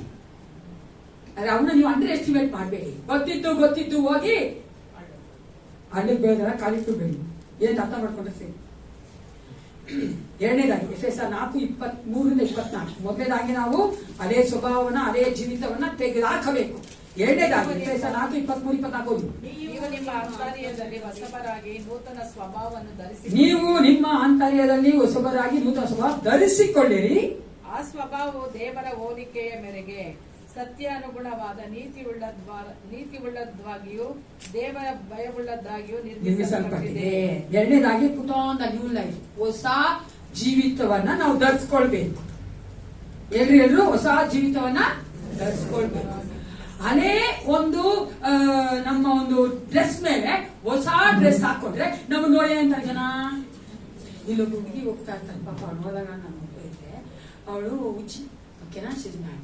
ನೀವು ನೋಡ್ಬೇಕು ಹಾಕೋ ಬಟ್ಟೆಗಳು. ಅವ್ರ ಪಾಪ ಹೆಂಗೋ ಹಾಕೊಂಡಿರ್ತಾರೆ. ಒಂದ್ ಬಟ್ಟೆ ಹಾಕೊಂಡಿರ್ತಾರೆ, ಇನ್ನೊಂದ್ ಬಟ್ಟೆ ಹಾಕೊಂಡಿರ್ತಾರೆ ಅಲ್ವಾ. ನಾವ್ ಹಾಕೊಂಡ್ರೆ ಏನ್ರಿ ಅರ್ಥ? ನಾವು ಸಹ ಸರಿ ಇಲ್ಲ ಅಂತಾನೆ ಅರ್ಥ. ಅದಕ್ಕೆ ದೇವ್ರ ವಾಕ್ಯ ಹೇಳುವಂತೆ ಹಳೇ ಸ್ವಭಾವ ತೆಗೆದಾಕ್ಬಿಟ್ಟು ಹೊಸ ಸ್ವಭಾವನ ಧರಿಸ್ಕೊಳ್ಬೇಕು ನಾವು. ಹಳೇ ಸ್ವಭಾವ ಸಂಪೂರ್ಣ ಹೋಗಿಲ್ಲ ಅಂದ್ರೂ ಪರವಾಗಿಲ್ಲ, ಜಾಸ್ತಿ ಪರ್ಸೆಂಟೇಜ್ ಹೋಗಿರ್ಬೇಕು. ಅರ್ಥ ಆಯ್ತಲ್ಲ, ಒಂದು 80% ಹೋಗಿದೆ. ಹೊಸ ಸ್ವಭಾವ ಧರಿಸ್ಕೊಂತ ಹಳೆ ಸ್ವಭಾವ ಹೊತ್ತೋಗುತ್ತೆ ಪ್ರಿಯರ. ಅದಕ್ಕೆ ಹೇಳ್ತಾರೆ, ದೇವರ ಹೋಲಿಕೆ ಮೇರೆಗೆ ಸತ್ಯಾನುಗುಣವಾದ ಸತ್ಯನ ತಿಳ್ಕೊಳ್ಬೇಕು, ನೀತಿ ಉಳ್ಳದ್ದಾಗಿಯೂ ನೀತಿನ ತಿಳ್ಕೊಳ್ಬೇಕು, ದೇವ ಭಯ ಉಳ್ಳದ್ದಾಗಿಯೂ ದೇವ ಭಯ ನಮ್ಮಲ್ಲಿ ಇರಬೇಕು. ಇವೆಲ್ಲ ಇರ್ಬೇಕಾದ್ರೆ ನಾವು ಆ ನೂತನ ಸ್ವಭಾವವನ್ನ ಧರಿಸಿಕೊಂಡವರಾಗಿ ನಾವೇನ್ ಮಾಡ್ತೀವಿ, ಕ್ರಿಸ್ತನಲ್ಲಿರುವಂತಹ ಒಂದು ಪೊಸಿಷನ್ ಏನಂತ ತಿಳಿದವರಾಗಿರ್ತೇವೆ. ಅವಾಗಲೇ ನಾವು ಕ್ರಿಸ್ತನಲ್ಲಿದ್ದೇವೆ ಅಂತ ಅರ್ಥ ಪ್ರಿಯರೇ. ಇದನ್ನ ಮಾಡ್ಬೇಕಂದ್ರೆ ಕೆಲವೊಂದು ಕಾರ್ಯಗಳನ್ನ ನಾವು ನಮ್ಮ ಲೈಫಲ್ಲಿ ಪ್ರತಿದಿನ ಮಾಡ್ಬೇಕು. ಹೇಳ್ರಿ, ಪ್ರತಿದಿನ ಮಾಡ್ಬೇಕು. ಓಕೆನಾ? ಎಫೆಸ 5:18-21 ನಾನು ಓದ್ತೀನಿ, ಕೇಳಿಸ್ಕೊಳ್ಳಿ. ಎಫಿಷಿಯನ್ಸ್ 5:18-21. ಮದ್ಯಪಾನ ಮಾಡಿ ಮತ್ತರಾಗಬೇಡಿರಿ, ಅದರಿಂದ ಫಟಿಂಗತನವು ಹುಟ್ಟುತ್ತದೆ. ಆದರೆ ಪವಿತ್ರಾತ್ಮ ಭರಿತರಾಗಿದ್ದು ಕೀರ್ತನೆಗಳಿಂದಲೂ ಆತ್ಮ ಸಂಬಂಧವಾದ ಪದಗಳಿಂದಲೂ ಒಬ್ಬರಿಗೊಬ್ಬರು ಮಾತಾಡಿಕೊಳ್ಳುತ್ತಾ ನಿಮ್ಮ ಹೃದಯಗಳಿಗೆ ಕರ್ತನಿಗೆ ಗಾನ ಮಾಡುತ್ತಾ ಕೀರ್ತನೆ ಆಡುತ್ತಾ ಯಾವಾಗಲೂ ಎಲ್ಲಾ ಕಾರ್ಯಗಳಿಗೋಸ್ಕರ ನಮ್ಮ ಕರ್ತನಾದ ಯೇಸು ಕ್ರಿಸ್ತನ ಹೆಸರಿನಲ್ಲಿ ತಂದೆಯಾದ ದೇವರಿಗೆ ಸ್ತೋತ್ರ ಮಾಡುತ್ತಾ ಕ್ರಿಸ್ತನಿಗೆ ಭಯಪಡುವವರಾಗಿದ್ದು ಒಬ್ಬರಿಗೊಬ್ಬರು ವಿನಯವುಳ್ಳವರಾಗಿ ನಡೆದುಕೊಳ್ಳಿರಿ. All this things we have to do every day. ಪ್ರತಿದಿನ ನಾವು ಮಾಡಿದ್ರೆ ಆ ಒಂದು ನೂತನ ಸ್ವಭಾವ ನಮ್ಮಲ್ಲಿ ಜಾಸ್ತಿ ಆಗ್ತಾ ಹೋಗುತ್ತೆ. ಹಳೆಯದು ಒಟ್ಟೋಗುತ್ತೆ. ದೇವ್ರು ತೆಗೆದಾಕ್ತಿರ್ತಾನೆ. ದೇವರ ಆತ್ಮ ನಮ್ಮಲ್ಲಿದ್ದು ತೆಗೆಯುವಾತನಾಗಿರ್ತಾನೆ. ಇದೆಲ್ಲವನ್ನ ಮಾಡೋದಕ್ಕೆ ಕೊಡುವುದಾದ್ರೆ ನಾವು ಚೆನ್ನಾಗಿ ಅರ್ಥ ಮಾಡ್ಕೊತೀವಿ ನಾವು ಯೇಸು ಕ್ರಿಸ್ತನಲ್ಲಿ ಏನಾಗಿದ್ದೇವೆ ಅಂತ. ಗೊತ್ತಲ್ಲ? Year after you should not say I am this, I am that. ನಾ ದೊಡ್ಡವಳು ಚಿಕ್ಕವಳು ಅಂತಲ್ಲ, ನಾನು ಕ್ರಿಸ್ತ ಏನಾಗಿದ್ದೇನೆ ಅದು ಚೆನ್ನಾಗಿ ಅರ್ಥ ಮಾಡ್ಕೋಬೇಕು. I am in Christ Jesus. ಕ್ರಿಸ್ತ ಏನಾಗಿದ್ದೇನೆ, ಆರಿಸಲ್ಪಟ್ಟಂತ ಒಂದು ಪಾತ್ರೆ ಆಗಿದ್ದೇನೆ. ದೇವರ ಒಂದು ಪರಿಶುದ್ಧವಾದ ರಕ್ತದಿಂದ ವಿಮರ್ಶಲ್ಪಟ್ಟವಳಾಗಿದ್ದೇನೆ. ಆತನ ಒಂದು ಕೃಪೆಯಿಂದ ರಕ್ತ ಸ್ವೀಕಾರ ಮಾಡಿ ನಾನು ಆತನ ಮಗನಾಗಿದ್ದೇನೆ, ಮಗಳಾಗಿದ್ದೇನೆ. ಆತನು ನನ್ನನ್ನು ಘನಪಡಿಸಿದ್ದಾನೆ. ಇದೆಲ್ಲ ಯೋಚನೆ ಬರ್ತಾ ಇರ್ಬೇಕು ಮೈಂಡ್ ಅಲ್ಲಿ. ಅದಕ್ಕಾಗಿ ಇದೆಲ್ಲವನ್ನ ಮಾಡ್ತಾ ಇರ್ಬೇಕು. ಎಷ್ಟು ಜನ ನೀವು ದಿನ ಹಾಡು ಹೇಳ್ತೀರಿ? ದೇವ್ರು ಏಸಪ್ಪನ ಹಾಡು ಹೇಳ್ತೀರಾ? ಯಾರಿಗಾದ್ರೂ ನಿಮ್ಗೆ ಅಭ್ಯಾಸ ಇದೆಯಾ ಬಾತ್ರೂಮ್ ಅಲ್ಲಿ ಆಡೋ ಅಂತ ಹಾಡು? ಮಾಡ್ತೀರೇನ್ರಿ? ಅಲ್ವಾ? ಅದಕ್ಕೆ ಎಷ್ಟು ತುಂಬಾ ಮೈಂಡ್ ಅಷ್ಟು ಇರುತ್ತೆ. ಒಂದ್ಸತಿ ಪಾಸ್ಟ್ ಏನ್ ಮಾಡಿದ್ರು, ಒಂದ್ ಮನೆಗೆ ಹೋದ್ರು, ಅಕ್ಕ ಕಾಫಿ ಮಾಡ್ಕೋದ್ಲು, ಈ ಆ ಮಗು ಅಂತ ಜೋಗ್ಲಿ ಹಾಕ್ಬಿಟ್ಟವ್ರೆ, ಅಲ್ಪ ತೂಗ್ತಾ ಇದು ಪಾಪ ಮಗು ಅಮ್ಮ ಮಾಡ್ತಾ ತೂಕೊಂಡು ಅವ್ರಿಗೆ MGR ಆಡ್ ಬಂದ್ಬಿಡ್ತೀವಿ. ಅದು ಏನಂದ್ರೆ ಅದು ಒಳಗಡೆ ಏಸಪ್ಪನ ಹಾಡು ತುಂಬಿಸ್ತಾ ಇದ್ರೆ ಇದ್ಯಾವುದು ಬರ ಏಸಪ್ಪನ ಮಾತಾಡೋದು ಬರುತ್ತೆ. ಅದಕ್ಕೆ ಯಾವಾಗ ಹೇಳುದು ತುಂಬಾ ಜಾಗರೂಕರಾಗಿ ನಾವು ಜೀವನ ಮಾಡ್ಬೇಕು ಪ್ರಿಯರೇ. ಯಾಕಂದ್ರೆ ನಮ್ಮ ಅಕ್ಕಪಕ್ಕ ಓಡ್ತಾ ಇರ್ತಾರಲ್ಲ, ಸ್ವಲ್ಪ ಯೋಚನೆ ಮಾಡಿ ಆ ವಿಶ್ವಾಸ ಏನ್ ಅನ್ಕೊಂಡಿರ್ತಾರ ಪಾಸ್ಟಲ್ಲಿ ಅಲ್ವಾ? ಅದಕ್ಕೆ ತುಂಬಿಸ್ರಿ ನಮ್ಮ ಮನಸ್ಸನ್ನು ತುಂಬಿಸ್ಬೇಕಂಗೆ ಏಸಪ್ಪನ ವಾಕ್ಯಗಳನ್ನ, ಏಸಪ್ಪನ ಮಾತುಗಳನ್ನ, ಏಸಪ್ಪನ ಒಂದು ಕೀರ್ತನೆ ಆಡೋದನ್ನ ಎಲ್ಲದನ್ನು ಅದಕ್ಕೆ ವಿಶ್ವಾಸಿಯೊಟ್ಟಿಗೆ ಜಾಸ್ತಿ ಮಾತಾಡಿ ನಿಮ್ಮಂತ ಒಂದು ಕಾರ್ಯಗಳನ್ನ ಹಂಚ್ಕೊಳ್ಳಿ, ಅದೆಲ್ಲ ಮಾಡ್ಬೇಕು. ನಮ್ಮ ಮನಸ್ಸು ಮಾತ್ರ ಯಾವಾಗ್ಲೂ ಅಷ್ಟೇ ಏನಾದ್ರೂ ಆಗಿದ ತಕ್ಷಣ ಅವಿಶ್ವಾಸ ಹತ್ರ ಹೋಗ್ಲೇಬಾರ್ದು ಪ್ರಿಯ. I don't like it. ಅವಿಶ್ವಾಸಕ್ಕೆ ನಾನ್ ಬುದ್ಧಿ ಹೇಳ್ಬೇಕು, ನನಗೆ ಬುದ್ಧಿ ಹೇಳಕ್ ಹೋಗ್ತೇವೆ ಅವ್ರ ಹತ್ರ. Is it not shameful? ನಾಚಿಕೆ ಹೇಳ್ತಾನಲ್ವಾ ಅದು? ಹೋಗ್ಬಾರ್ದು ಪ್ರಿಯ. ನಾವು ಅವ್ರಿಗೆ ಪ್ರಾರ್ಥನೆ ಮಾಡ್ಬೇಕು, ಅವಿಶ್ವಾಸಕ್ಕೆ ಬುದ್ಧಿ ಹೇಳ್ಬೇಕು. ಹಂಗೆ ದೇವ್ರು ನನ್ನಿಟ್ಟಿದ್ದಾನೆ, ಯಾಕೆ ನಾನು ಆರಿಸ್ಕೊಂಡಿದ್ದಾನೆ, ನಾನು ಆತನಲ್ಲಿ ಅರಿತಾ ಇದ್ದೀನಿ. ನಾನು ದೂತರುಗಳಿಗೆ ನ್ಯಾಯ ತೀರಿಸುವಂತ ಗೊತ್ತಲ್ಲ ವಾಕ್ಯ ಹೇಳ್ತದೆ, we judge the fallen angels with the Lord. ಅವ್ ನಾನು ಹಿಂಗಿರ್ಬೇಕು. ಅರ್ಥ ಆಗತ್ತಲ್ಲ? ಮೊದಲನೇದಾಗಿ ಹಳೆ ಸ್ವಭಾವಗಳನ್ನ ತೆಗೆದಾಕ್ಬೇಕು, ಹೊಸ ಸ್ವಭಾವಗಳನ್ನ ಅಂದ್ರೆ ಹೊಸ ಜೀವನದಲ್ಲಿ ಹೊಸ ಸ್ವಭಾವ ಹಾಕೋಬೇಕು. ಮೂರನೇದಾಗಿ ಎಫೆಸ 6:10-11 ಓದಿ.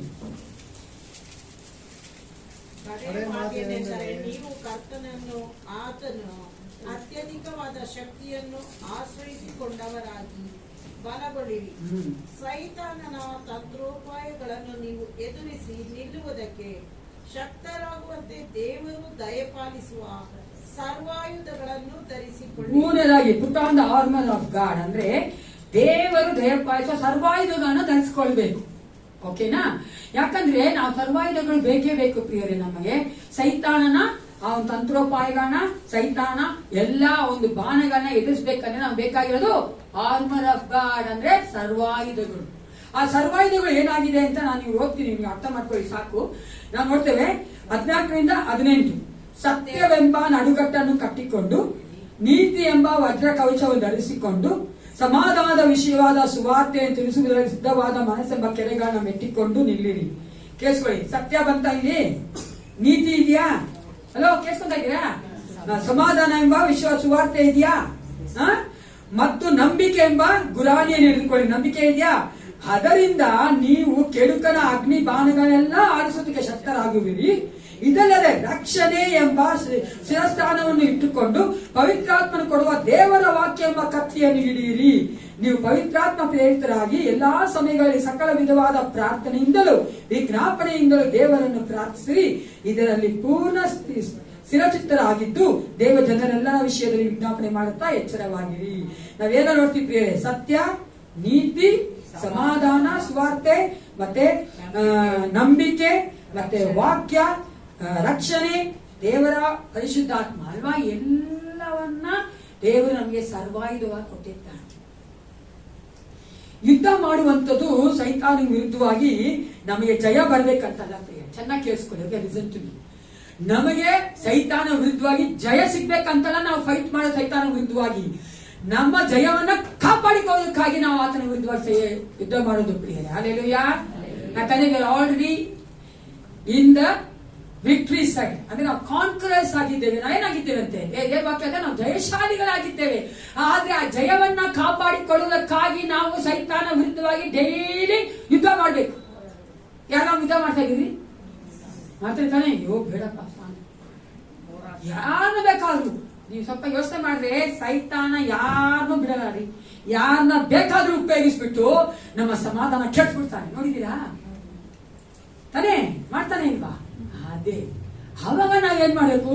ನಮಗೆ ಇರಿಟೇಷನ್ ಆಗಿ ನಾವು ಅವಿಶ್ವಾಸರ ಆಡ್ಬಾರ್ದು. ಸಮಾಧಾನವಾಗಿ ಅರ್ಥ ಮಾಡ್ಕೊಂಡ್ಬಿಡ್ಬೇಕು. ಓ ಮೈ ಎನಿಮಿ ಈಸ್ ವರ್ಕಿಂಗ್ ದೇರ್ ಅಂತ. ಅನೇಕ ವಿಶ್ವಾಸಿ ನೋಡಿದ್ರಿ, ಪಾಪ ಆಕಿ ಬೈತಾರ ನೋಡಿ ಗಂಡನ್ನ ಹೆಂಡತಿನ ಮಕ್ಕಳ ಸಿಕ್ಕಾಪಟ್ಟೆ ನೋಡ್ರೆ ಒಳ್ಳಾಗಿರ್ತಾರೆ. ಯಾಕೆ ಸಿಸ್ಟರ್ ಹಿಂಗೆ ಮಾಡ್ತಾರೆ? ಯಾವ ನಿಮ್ ಗಂಡ ಇಲ್ಲ ಸಿಸ್ಟರ್ ಹಂಗೆ ಮಾಡತ್ತೆ, ನಂಗೆ ಮಾಡ್ಕೋತಾರೆ. ಮತ್ತೆ ಅವತ್ತೊಂದ್ಸಲ ಮಾಡಿದ್ರೆ ಅರ್ಥ ಸೈತಾನ ಕ್ಲೀನ್ ಮಾಡ್ತಾರೆ. ತಾನೇ ವ್ಯವಸ್ಥೆ ಮಾಡ್ಬೇಕು. ನಾವು ಫೈಟ್ ಮಾಡ್ಬೇಕಾದ್ರೆ ಎದುರುಗಡೆ ಹೆಂಗ್ ಮಾಡ್ಬೇಕು? ಸತ್ಯವೇದ ಇಟ್ಕೊಂಡು ವಾಕ್ಯದ ಮೂಲಕವಾಗಿ ಸತ್ಯವೇದ ಹರಿವೆ ಇಡ್ಬಾರ್ದ್ರಿ. ಓಕೆನಾ? ವಾಕ್ಯ ಇಟ್ಕೊಂಡು ಪ್ರಾರ್ಥನೆ ಮಾಡ್ಕೊಂಡು ದೇವರ ನಾಮದಲ್ಲಿ ಬಂಧಿಸೋದು, ಏಸಪ್ಪ ದತ್ತದಿಂದ ಆತನ ನಿರ್ಮೂಲ ಮಾಡ್ಬೇಕು. ಆ ಕಾರ್ಯಗಳನ್ನ ಮಾಡ್ಬೇಕು ನಾವು ವಿಶ್ವಾಸಿಗಳು. ಅದನ್ನೇ ಏಸಪ್ಪ ಹೇಳ್ತಾ ಇರೋದು, ದೇವ್ರ ವಾಕ್ಯ ಹೇಳ್ತಾ ಇರೋದು ಪ್ರಿಯರೇ. ಪ್ರತಿದಿನ ನಾವು ಸಂಡೇಸ್ ಮಾತ್ರ ಬರೋದಲ್ಲ, every day we have to live as we are in Christ Jesus. ಕ್ರಿಸ್ತನಲ್ಲಿ ಇರುವಂತೆ ನಾವು ಜೀವಿಸಬೇಕಂದ್ರೆ ಈ ಎಲ್ಲಾ ಕಾರ್ಯಗಳನ್ನ ಮಾಡಬೇಕು ಪ್ರಾಕ್ಟಿಕಲ್ ಆಗಿ. ಇಲ್ಲಾಂದ್ರೆ ಬರಲ್ಲ. ಅದು ಹಂಗೇನೆ, ಅದು ಅಭ್ಯಾಸ ಮಾಡದೆ ಹೊರತು ಬರಲ್ಲ. ಎಷ್ಟು ವರ್ಷದ ನೀವು ಉಜ್ಜಿ ಬೆಳಗ್ಗೆ ಅದು ಅಲ್ಲಿಸ್ತಾ ಇರೋದ್ರಿ ತಾನೇ? ಎಷ್ಟು ವರ್ಷದ ಮಾಡಿದೀವಿ. ಯಾರು ಹೇಳ್ಬೇಡ, ಹಂಗೆ ಟಕ್ಕಂಗ್ ಹೋಗ್ಬಿಡ್ತಾರೆ ನಮ್ಗೆ. ಹಂಗೆ ಇದು ಟಕ್ಕಂಗ್ ಹೋಗ್ಬಿಡ್ಬೇಕು. ಅವ್ ಎಷ್ಟು ಮಾಡ್ಬೇಕು ನಾವು. ಅರ್ಥ ಆಯ್ತಲ್ಲ? ಇವಾಗ ಕೇಳ್ಕೊಂಡು ಹೋಗಿದ್ರೆ ವಾಕ್ಯ ಅಂದ್ರೆ ಡೆಫಿನೆಟ್ ನಾ ಹೇಳ್ತೀನಿ, ಈ ವಾಕ್ಯ ನೀವು ಉಪಯೋಗಿಸೋದಕ್ಕಾಗಿ ದೇವರು ಒಂದು ಸನ್ನಿವೇಶವನ್ನು ಕೊಡ್ತಾನೆ. ಅರ್ಥ ಆಗ್ತಾ ಇದೆಯಾ? ಆವಾಗ ನಿಮ್ಗೆ ಅರ್ಥ ಆಗ್ಬೇಕು ಚೆನ್ನಾಗಿ. ಅದಕ್ಕೆ ಇಷ್ಟು ನಾವು ಬೋಧನೆ ಕೊಡೋದು ನಿಮಗೆ. ಆವಾಗ ಅರ್ಥ ಮಾಡ್ಕೊಂಡ್ಬಿಟ್ಟು ಕರೆಕ್ಟ್ ದೇವ್ರ ವಾಕ್ಯ ಹೇಳಿದ ಹಾಗೆ ಈ ಸೈತಾನ ಕ್ರಿಯೆ ಮಾಡ್ತಾ ಇದ್ದಾನೆ, ನಾನು ರಿಯಾಕ್ಟ್ ಮಾಡಬಾರ್ದು, ಬಾಯಿ ಮುಚ್ಕೋಬೇಕು ನಾನು ಅನ್ಕೊಂಡ್ಬಿಟ್ಟು. ಅರ್ಥ ಆಯ್ತೇನ್ರಿ? ಅರ್ಥ ಆಗ್ತಾ ಇದೆಯಾ? Very nice. ಅವ್ರು ಕೂಗಿದ್ರೆ ಅವ್ರ ಮೇಲೆ ಡಬಲ್ ಆಗಿ ಕೂಗಬಾರ್ದು. ಅರ್ಥ ಮಾಡ್ಕೋಬೇಕು. ಅದನ್ನೇ ಏಸಪ್ಪ ಅಲ್ಲಿ ಹೇಳ್ತಾ ಇರೋದು ಫಿಲಿಪ್ಪ 4:19-27 ಅಂತೆ, ನಾವಾದರೂ ಪರಲೋಕ ಸಂಸ್ಥಾನದವರು ಕರ್ತನಾದ ಯೇಸು ಕ್ರಿಸ್ತರು ಅಲ್ಲಿಂದಲೇ ರಕ್ಷಕನಾಗಿ ಬರೋದು ಎದುರು ನೋಡುತ್ತಾ ಇದ್ದೇವೆ. ಆದ್ರೆ ನಾವು ಈ ಲೋಕದಲ್ಲಿ ಜೀವಿಸಿಕೊಂಡಿದ್ದು ನಾವು ಪರಲೋಕ ಸಂಸ್ಥಾನದಲ್ಲಿದ್ದೇವೆ. ವಿಶ್ವಾಸಿಗೆಲ್ಲ 7 ನೋಡಿದ್ದೀರಾ? 7 ಬರ್ತಿದೆ. ನ್ಯಾಚುರಲ್ ಆಗಿ ಜೀವನ ಅಂದ್ರೆ ಹುಟ್ಟಿದ್ದೇವೆ, ಯೇಸಪ್ಪನಲ್ಲಿ ತಿರುಗಿ ಹುಟ್ಟಿದ್ದೇವೆ. 7 ಸಿಟಿಜನ್ಶಿಪ್ ಇದೆ ನಮ್ಗೆ. ಭಾರತ ದೇಶದ ಸಿಟಿಜನ್ಶಿಪ್ ಇದೆ, ಪರಲೋಕ ಸಿಟಿಜನ್ಶಿಪ್ ಇದೆ ಅಲ್ವಾ? ಆದ್ರೆ ಮಾತ್ರ ನಾವು ಆರಾಧಿಸುವಂತ, ಪೂಜೆ ಮಾಡುವಂತ, ನಾವು ಸೇವಿಸುವಂತ ದೇವರು ಒಬ್ಬ ಯೇಸು ಕ್ರಿಸ್ತ. ಆದ್ರೆ ನಮಗೆ ದೇವರು ಎಲ್ಲವನ್ನ 7 ಆಗಿ ಡಬಲ್ ಪೊಸಿಷನ್ ಆಗಿ ಕೊಡ್ತಾನೆ. ಅದು ಹೊಂದ್ಕೊಂಡಿರುವಂತ ನಾವುಗಳು ಇವಾಗ ಸಮಯದಲ್ಲಿ ಕಣ್ಣುಗಳು ಮುಚ್ಚಿಕೊಂಡವರ ಏಸಪ್ಪ ನಾನು ಏನಾಗಿದ್ದೇನೆ ಅಂತ ತಿಳ್ಕೊಂಡಿದ್ದೇನೆ. ಆಗ understood who am I in Christ Jesus. ಕ್ರಿಸ್ತನಲ್ಲಿ ಏನಾಗಿದ್ದೇನೆ ಅಂತ ತಿಳ್ಕೊಂಡಿದ್ದೇನೆ ಏಸಪ್ಪ. ಅದರಂತೆ ಜೀವಿಸೋಕೆ ನನಗೆ ಬಲ ಕೊಡು. ನನ್ನ ಹಳೆಯ ಸ್ವಭಾವಗಳನ್ನು ತೆಗೆದುಹಾಕುವಂತೆ, ಹೊಸ ಸ್ವಭಾವಗಳನ್ನು ಧರಿಸಿಕೊಳ್ಳುವಂತೆ, ಸೈತಾನ ಎಲ್ಲ ತಂತ್ರೋಪಾಯಗಳನ್ನ ಗೆಲ್ಲುವುದಕ್ಕಾಗಿ ಆ ಒಂದು ನೀನು ಕೊಟ್ಟಿರುವಂತಹ ಜಯದಲ್ಲಿ ನಿಂತುಕೊಂಡು ಆ ಜಯವನ್ನು ಕಾಪಾಡಿಕೊಳ್ಳುವುದಕ್ಕಾಗಿ ನೀನು ಕೊಟ್ಟಿರುವಂತಹ ಸರ್ವಾಯುಧಗಳನ್ನು ಧರಿಸಿಕೊಳ್ಳುವಂತೆ ಸಹಾಯ ಮಾಡು ಪರಿಶುದ್ಧ ಆತ್ಮನೇ. ಪ್ರಾರ್ಥನೆ ಮಾಡಿಕೊಳ್ಳಿ ಪ್ರಿಯರೇ. ನಾವು ಆತನ ಮೇಜಿನ ಮುಂಭಾಗಕ್ಕೆ ಬರುವುದಾಗಿದ್ದೇವೆ. Going to come to the Lord's table. Communion ತೆಗೆದುಕೊಳ್ಬೇಕಾದ್ರೆ ಏಸಪ್ಪ ನೀ ನನ್ನಲ್ಲಿ ಮಾತನಾಡಿದ್ದೆ. ಮುಂದಿನ ದಿನಗಳಲ್ಲಿ ಈಗಳಿಂದಲೇ ಅನೇಕ ಕಾರ್ಯಗಳು ನಾನು ಹಳೆಯ ಜೀವಿತದಲ್ಲಿ ನನ್ನ ಇರುವುದಾದರೆ ತೆಗೆದುಹಾಕು ಏಸಪ್ಪ. ಪ್ರಿಯರೇ, ನಾನು ಹೇಳ್ತೀನಿ ನಿಮ್ಗೆ, ಪರಿಶುದ್ಧಾತ್ಮನೇ ನಮಗಾಗಿ ಕಾಯುವ ಆತನಾಗಿದ್ದಾನೆ. O is so good. ಅದನ್ನು ಒಳ್ಳೆಯವನಾಗಿದ್ದಾನೆ. ಪ್ರಿಯರೇ, ನೀವು ಯಾವುದನ್ನು ಮುಚ್ಚಿ ಮರೆ ಮಾಡದೆ ಒಪ್ಪಿಸ್ಕೊಳ್ಳಿ. ನನಗೆ ಸಹಾಯ ಮಾಡಿ ಅಂತ ಕೇಳಿ ಪ್ರಿಯರೇ. ಅದು ಎಂತಹ ಪಾಪ ಆಗಿದ್ರು, ಎಂತಹ ತಪ್ಪುಗಳಾಗಿದ್ರು, he is willing to bring you out of that. ಅದರಿಂದ ಒಳಗೆ ಕರ್ಕೊಂಡ್ಬರಕ್ಕೆ ಆತನು ಸಿದ್ಧನಾಗಿದ್ದ, ಶಕ್ತನಾಗಿದ್ದಾನೆ ಪ್ರಿಯರೇ. ತಿರುಗಿ ತಿರುಗಿ ಬೇಡ ಪ್ರಿಯರೇ. ಅದರಲ್ಲೇ ಇದ್ದು ನೀವು ತಿರುಗಿ ತಿರುಗಿ ಬಂದು ಕರ್ತನ ಮೇಜಿನ ಮುಂಭಾಗ ನಿಲ್ಲಬಾರದು. ಆತನ ಒಂದು ರಕ್ತವನ್ನ, ಆತನ ಒಂದು ಮಾಂಸವನ್ನು ಸೂಚಿಸುವಂತಹ ರೊಟ್ಟಿಯ ದರ್ಶನ ತೆಗೆದುಕೊಳ್ಬಾರ್ದು ಪ್ರಿಯರೇ. Don't do that. Don't grieve the Holy Spirit. ಪರಿಶುದ್ಧಾತ್ಮ ವಹಿಸಬೇಡಿ. ಏಸಪ್ಪ ನಂಗೆ ಸಹಾಯ ಮಾಡಿ. ನಾನು ಅದನ್ನ ಹೊರಡೆ ಬರ್ತೀನಿ ತಂದೆ. ನನಗೆ ಆ ಹೊಸ ಸ್ವಭಾವವನ್ನು ಧರಿಸ್ಕೊಳ್ಳೋಕೆ ಬಲ ಕೊಡು. ಪ್ರಾರ್ಥನೆ ಮಾಡ್ಕೊಳ್ಳಿ ಪ್ರಿಯರೇ. Thank you Holy Spirit. Thank you Father God. ಏಸಪ್ಪ ನಮ್ಮನ್ನೇ ಒಪ್ಪಿಸ್ಕೊಡ್ತೇನಪ್ಪ. ಸಜೀವ ಯಜ್ಞವಾಗಿ ನಮ್ಮ ಆತ್ಮ ಶರೀರ ಪ್ರಾಣ ಒಪ್ಪಿಸ್ಕೊಡ್ತೇನೆ. ದೇವಾ ನೀವು ಕರ್ತನೆ ನಮಗೆ ಸಹಾಯ ಮಾಡಿ. ನಾವು ಮನುಷ್ಯ ಮಾತ್ರದವರು, ನನ್ನ ಜನ್ಮದವರಪ್ಪ. ಏಸಪ್ಪ ಅನೇಕ ಸಾರಿ ನಿಮ್ಮನ್ನು ವಹಿಸಿದ್ದೇನೆ ಕರ್ತನೆ. ಅಪ್ಪ ನೀವು ನಮ್ಮನ್ನು ಕ್ಷಮಿಸುವಂತ ದೇವನಾಗಿದ್ದೀರಿ.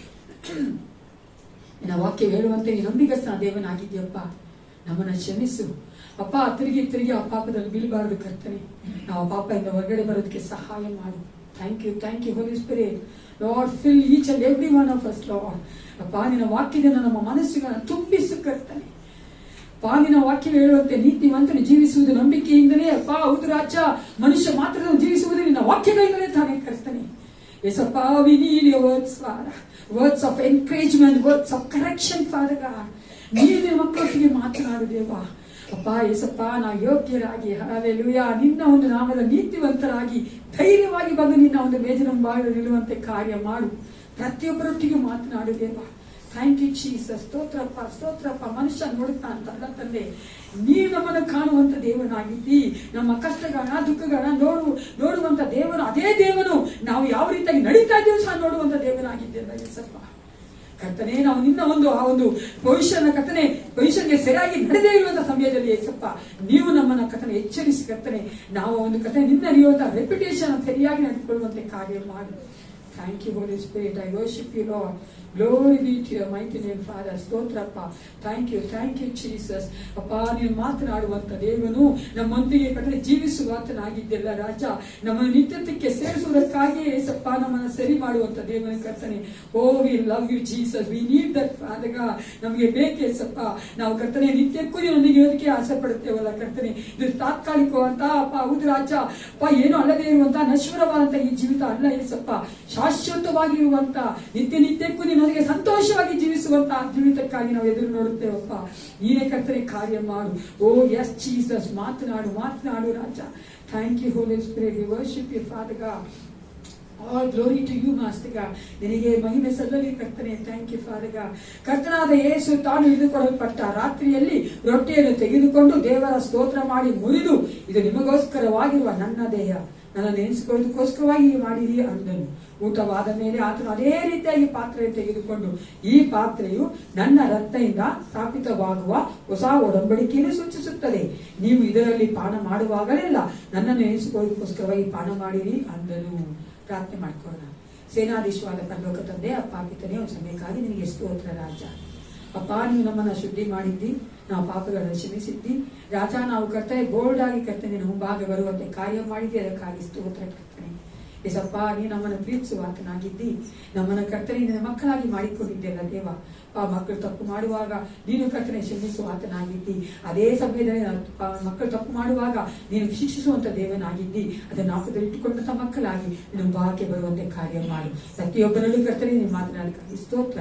ಯೇಸು ಕ್ರಿಸ್ತನ ನಾಮದಲ್ಲಿ ಪ್ರಾರ್ಥಿಸ್ತೇನೆ, ಒಳ್ಳೆಯದಿರ್ತೇನೆ.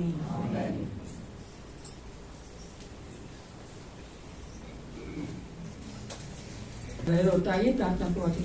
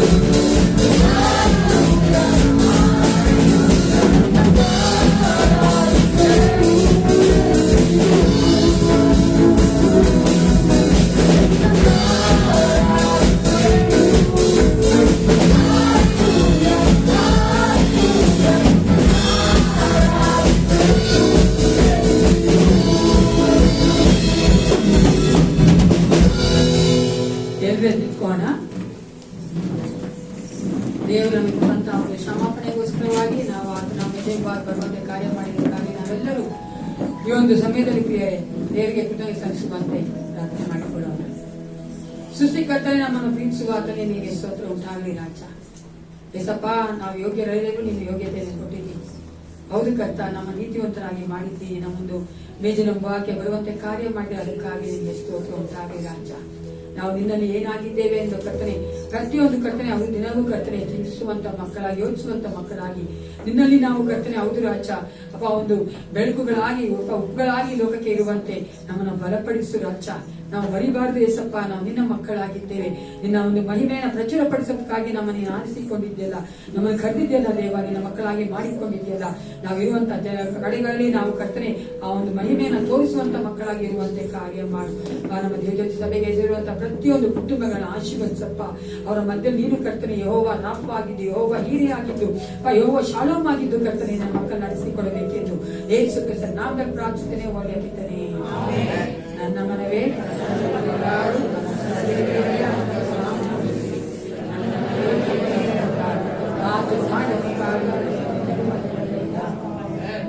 ನಮ್ಮ ಕರ್ತನಾದ ಯೇಸು ಕ್ರಿಸ್ತನ ಕೃಪೆಯು, ತಂದೆ ದೇವರ ಪ್ರೀತಿಯು, ಪರಿಶುದ್ಧಾತ್ಮ ಅನ್ಯೋನ್ಯತೆಯು, ಸಹವಾಸವು, ಸಹಾಯವು ಸದಾಕಾಲ ಮೇಲಿಟ್ಟು ಇರಲಿ. Let Jesus bless you and be with you always.